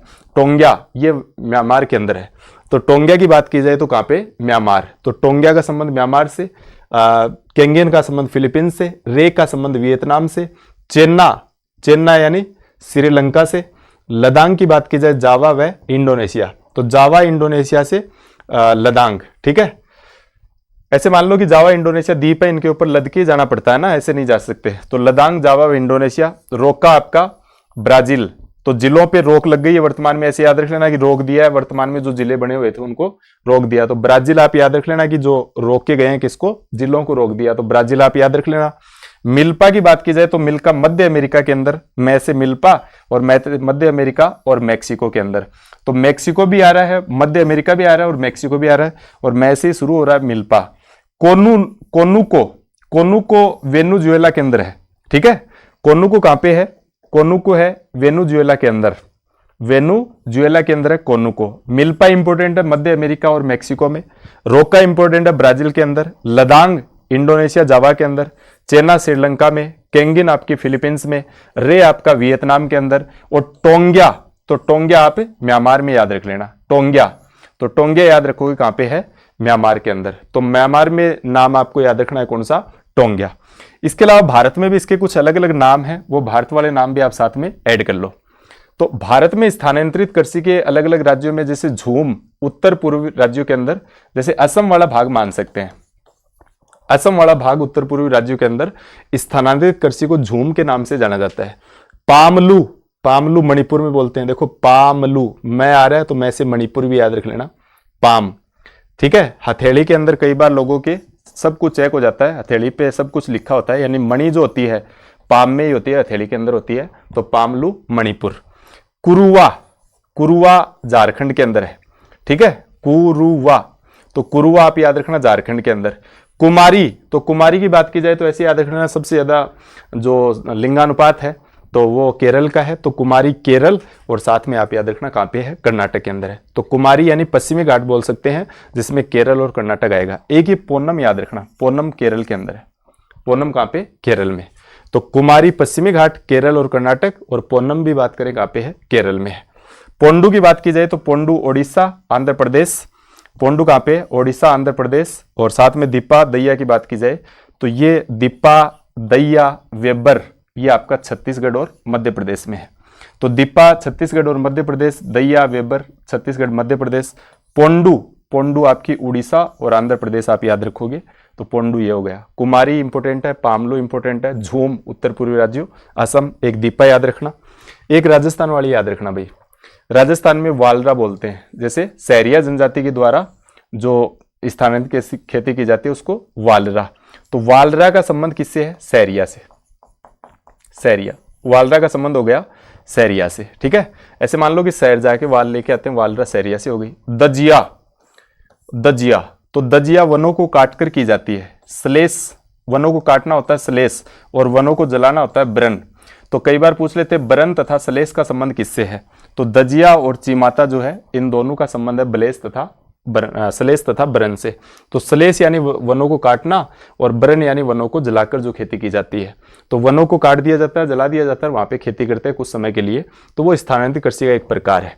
दोनों ये श्लेष और ब्रन दोनों ही भीलों से संबंधित है। एक का नाम है दजिया, तो दजिया होता है वनों को काट कर की जाने वाली, और वनों को जलाकर की जाने वाली कौन सी होती है? ब्रन होती है। तो ब्रन, चिमाता, जलाकर की जाएगी वो कौन सी होती है? चिमाता, और काट कर की जाएगी वो कौन सी होती है? दजिया। ठीक है, तो काटा जाएगा तो दजिया और जलाया जाएगा तो चिमाता। और वालरा की बात की जाए सैरिया, और दजिया और चिमाता का संबंध किससे है? भीलों से है। ठीक है, ये आप याद रखोगे। सैरिया जनजाति संबंधित कौन सी है? वालरा, राजस्थान में। तो ये तीनों संबंध आपके राजस्थान में हो गए। ये जो अपन ने आज की क्लास के अंदर जो लगभग पूरा एक बार इसको रिविजन करने का अपन ने प्रयास किया है, तो यहाँ से अपन ने शुरू किया था। तो सबसे पहले देखो आपने क्या देखा? विश्व के प्रमुख मरुस्थल, जिसमें अरब का मरुस्थल नेफद अल मरुस्थल रूब अल खाली, ईरान में आपने दस्ते लूथ, दस्ते काबीर, चीन का तकला मैदान, तारिम बेसिन, मंगोलिया गोबी का मरुस्थल, साथ में उज्बेकिस्तान कजाकिस्तान में काजिलकुम नाम बताया था कि जय आ रहा है, जैसे आप याद रखना उज्बेकिस्तान और Kazakhstan, Karakum Turkmenistan Kyrgyzstan, Thar मरुस्थल भारत का सबसे बड़ा। उसके बाद में सारा 11 देशों में विस्तार है, नूबिया, नामीब, कालारी, सब ये अफ्रीका के मरुस्थल थे। उसके बाद में आपने अमेरिका में एरिजोना, मोजाम्बे और मेक्सिको में सोनोरन रेगिस्तान की बात की है। उसके बाद में आपने आटाकामा चिली के अंदर और पेंटागोनिया अर्जेंटीना के अंदर ये मरुस्थल पड़े हैं। ये सबसे शुष्क मरुस्थल था आपका कौन सा? आटाकामा मरुस्थल। बाद में अपन ने ग्रेट विक्टोरिया मरुस्थल, Sandy, Gibson, Simpson, Stuart, Tanami मरुस्थल आदि मरुस्थलों के बारे में बात की। उसके बाद में ये कुछ सम्मेलन आपने पढ़े हैं। 1992 में पृथ्वी सम्मेलन हुआ, और उसके बाद में बाकू अजरबैजान के अंदर अभी नवंबर 2024 के अंदर हुआ। ये कोप 29 हुआ है। कोप 16 की बात करें डेजर्टिफिकेशन से संबंधित, ये सऊदी अरब है, हमारी भूमि हमारा भविष्य। और बायोडाइवर्सिटी से संबंधित 16 नंबर का ये केली कोलंबिया के अंदर हुआ, प्रकृति के साथ शांति। इस प्रकार से आपने देखा। फिर ये कुछ पर्वत पठारों की बात की है आपने। अनातोलिया पठार टोरस और पोंटिंग के बीच में है। ये जोग्रोस और अल्ब्रूज ईरान का पठार, यानी इन दोनों के बीच में, अल्ब्रूज और जोग्रोस के बीच में, जैग्रोस के बीच में। पामीर की बात करें तो पामीर के इधर से हिंदुकुश पर्वत, आपको पाकिस्तान में सुलेमान पर्वत, हिमालय और क्योंलून के बीच में तिब्बत का पठार, अराकान योमा और पेगुयामा के बीच में सियान का पठार म्यांमार के अंदर, और अल्टाई और टिएन सांग के बीच में मंगोलिया का पठार। दक्कन का पठार भारत का सबसे बड़ा पठार है, और भारत में सबसे बड़ा पठार की बात की जाए तो दक्कन का पठार ही है। सबसे ऊंचा पठार भारत में कौन सा है? लद्दाख का पठार है, तो वो भी एक पठार का ही रूप है, लद्दाख पठार। इसके बाद में हिमालय की बात की, दुनिया में सबसे नवीनतम पर्वतमाला है, ऊंची पर्वतमाला है। प्राचीन की बात करें अरावली है, और अरावली का विस्तार सबसे ज्यादा राजस्थान में है, और कई सारे खनिज होने की वजह से इसको खनिजों का अजायब घर के नाम से जानते हैं। ये चीज आपने देखी। उसके बाद में एटलस और कटंगा, अबिसिनिया, इथोपिया, ये सारे पठार आपने देखे अफ्रीका के अंदर। ड्रेकेंसबर्ग अफ्रीका, ग्रेट डिवाइडिंग, ये महान बरंस घाटी का संबंध अफ्रीका से आपने देखा है। उसके बाद में ये उत्तरी अमेरिका में ब्रुक श्रेणी, मैकेंजी और अलास्का, सब उत्तरी अमेरिका में। यहाँ पे ये कोस्ट रेंज श्रेणी है, यहाँ पे कस्केड श्रेणी है, यहाँ पे सियरा नेवादा है, यहाँ पे वासा श्रेणी है। इन सबको मिला के आपने नाम दिया पश्चिमी कार्डिलेरा। इसमें ये रॉकी पर्वतमाला है, बीच में रॉकी और सियरा नेवादा के बीच में कोलोराडो का पठार है, स्नेक का पठार, कोलंबिया का पठार। ये लोरेशिया का पठार आप कनाडा में पढ़ते हैं। अपलेशियन पर्वतमाला जो अरावली के समानांतर है, उत्तरी अमेरिका में है। ओजाक का पठार भी मेक्सिको के पास में है। मेक्सिको के पठार की बात की जाए तो सियरा माद्रे ऑक्सीडेंटल और सियरा माद्रे ओरिएंटल के बीच में आपने पढ़ा है। फिर ये दक्षिण अमेरिका में आपने बताया कि ये जो एंडीज है ये 3 भागों में बट गई आगे जाके। इसका एक भाग कार्डिलेरा ऑक्सीडेंटल है, इसका एक भाग पूर्व की साइड में ओरिएंटल है, बीच वाला भाग को आपने नाम दिया कार्डिलेरा सेंट्रल। उसके बाद में बोलिविया अल्टी पलामो पठार, ये बोलिविया के अंदर है। मेटाग्रासो पठार ब्राजील के अंदर है। पेंटागोनिया अर्जेंटीना के अंदर है। इस टाइप से अपने बात की है। फिर ये आपके यूरोप के अंदर, यूरोप में ये जो आपने एपीनाइन की बात करें इटली में है। पिरेनीज की बात करें स्पेन और फ्रांस, वास्पेज की बात करें फ्रांस में है, और ये ग्रेट ब्रिटेन में आपका कौन सा है? पिनाइन। ये जिब्राल्टर जलसंधि है जो अफ्रीका और अब यूरोप के बीच में है, भूमध्य सागर। यूराल पर्वत है, और ये इधर काकेसस पर्वत श्रेणियां, यूरोप को अलग करने वाली पर्वत श्रेणियां। आल्पस पर्वत का संबंध स्विट्जरलैंड और फ्रांस से है, और इसकी सबसे ऊंची चोटी आल्पस की माउंट ब्लॉन्क है। कारपेथिया पर्वत जो है ये स्लोवाकिया, चेक गणराज्य, पोलैंड के बीच में है। सेंट्रल मैसिव की बात की जाए तो ये आपका फ्रांस के अंदर है। जो ब्लैक फॉरेस्ट है ये आपका कहाँ पे है? जर्मनी के अंदर है। और उसके बाद में आपने स्कैंडिनेविया देखा, जोलन देखा, इन सब का संबंध यूरोप से है। उसके बाद में ऑस्ट्रेलिया में आपने कुछ नाम पढ़े हैं, जैसे ग्रेट डिवाइडिंग रेंज, और साथ में ऑस्ट्रेलिया में डार्लिंग और मर्रे नदियां हैं, और किम्बरले पठार है यहाँ पे। और ऑस्ट्रेलिया, न्यू इंग्लैंड और पापुआ न्यू गिनी को मिला के आपने नाम दिया ओसेनिया। ये सारे चीज पढ़ी आपने। ये ऊंची चोटियों की बात की, माउंट एवरेस्ट इसकी है, अफ्रीका की किलिमंजारो है, मेकिले उत्तरी अमेरिका, एकांकागुआ दक्षिण अमेरिका, विंसन मेसिप अंटार्कटिका, एल्ब्रुज यूरोप, और उसके बाद में माउंट कोसियस्को आपकी इसकी ऑस्ट्रेलिया की है। घास के मैदानों में एक अफ्रीका में वेल्ड बोलते हैं शीतोष्ण कटिबंधीय घास के मैदानों को, और सवाना बोलते हैं उष्ण कटिबंधीय घास के मैदानों को। फिर उत्तरी अमेरिका में प्रेरीज है, यूरोप में स्टेपीज है, ऑस्ट्रेलिया में डाउन्स है, दक्षिण अमेरिका में बम्पास, ब्राजील के अंदर। और साथ में अगर बात की जाए तो अफ्रीका में वेल्ड, और ये पटाना श्रीलंका में उष्ण कटिबंधीय, लानोस वेनेजुएला और कोलंबिया में, कंपास की बात की जाए अर्जेंटीना, सवाना अफ्रीका में। फिर नहरों की बात करें तो पनामा अटलांटिक महासागर प्रशांत महासागर को जोड़ती है, भूमध्य सागर और लाल सागर को जोड़ती है सुएज नहर। सुपीरियर और हुरेन झील को आपस में जोड़ती है सू नहर, और कील नहर की बात की जाए बाल्टिक सागर और उत्तरी सागर को जोड़ती है। ये सारे नाम पढ़ लिए आपने। फिर झीलों की बात की जाए तो मर्द सागर पड़ा है इजराइल और जॉर्डन की सीमा पे, निम्न बिंदु है। वान झील तुर्की में है, लवणीयता सबसे ज्यादा है। बाल्कस कजाकिस्तान, बेकाल रूस के अंदर विश्व की सबसे गहरी है। टोबा सुमात्रा इंडोनेशिया में, टोनले सेब कंबोडिया के अंदर। ठीक है, नेक्स्ट बात की जाए तो विक्टोरिया अफ्रीका की सबसे बड़ी झील है, केन्या, तंजानिया, युगांडा। कैस्पियन सागर सुपीरियर, विक्टोरिया का नंबर आता है तीसरा पूरी दुनिया में। चार्ट जो समाप्त होने के कगार पे है, और ये अफ्रीका के अंदर है। टाना झील की बात की जाए इथोपिया, ब्लू नील वहां से निकलती है। टेंगानिका कांगो और तंजानिया के बीच में टेंगानिका है। फिर उत्तरी अमेरिका में कनाडा के उत्तरी भाग में ग्रेट बियर, ग्रेट स्लेव, आथावस्का, रेडियर, पिनपेज, ये सारी जिले हैं। ग्रेट सोल्ट लेक इंपोर्टेंट है, यूएसए के अंदर है। महान जिलों की बात की जाए सुपीरियर, मिशिगन, हुरेन, इरी और ओंटेरियो। इरी ओंटेरियो को जोड़ने के लिए वेलेंड नहर है, और सुपीरियर और हुरेन को जोड़ने के लिए सू नहर है। मराकाइबो वेनेजुएला के अंदर पड़ा है। टिटिकाका पेरू व बोलिविया के बीच में है। पोपो झील बोलिविया के बीच में है, ये आपने देख लिया है। यूरोप महाद्वीप के रूस वाले भाग में लादोंग झील रूस के अंदर, ओनेगा झील भी आपकी रूस के अंदर है। फिर आपने कुछ नदियों की बात की है जिसमें कई सारी नदियां आपने देखी है। नील नदी है, अमेजन नदी है, आपकी यांगटीसी कांग है, ब्रह्मपुत्र है, गंगा नदी है, ओब, येनिसी और लीना नदियां हैं। इधर राइन नदी है, कोयला, टेम्स नदी है, लंदन स्पेन की जो सीन नदी है, इन सब के बारे में अपन ने बात कर ली है। औद्योगिक प्रदेश में जैसे मंचूरिया मैदान इंपॉर्टेंट है, क्यूशू, होन्शू जापान, रूस का सेंट पीटर्सबर्ग और पीटर्सबर्ग यूएसए के अंदर, डुलूथ डेट्राइट इंपॉर्टेंट है, लंकासायर इंपॉर्टेंट है, इंग्लैंड का क्षेत्र है, और साथ में क्यूबो और मॉन्ट्रियल की बात की जाए कनाडा के अंदर ये क्षेत्र है।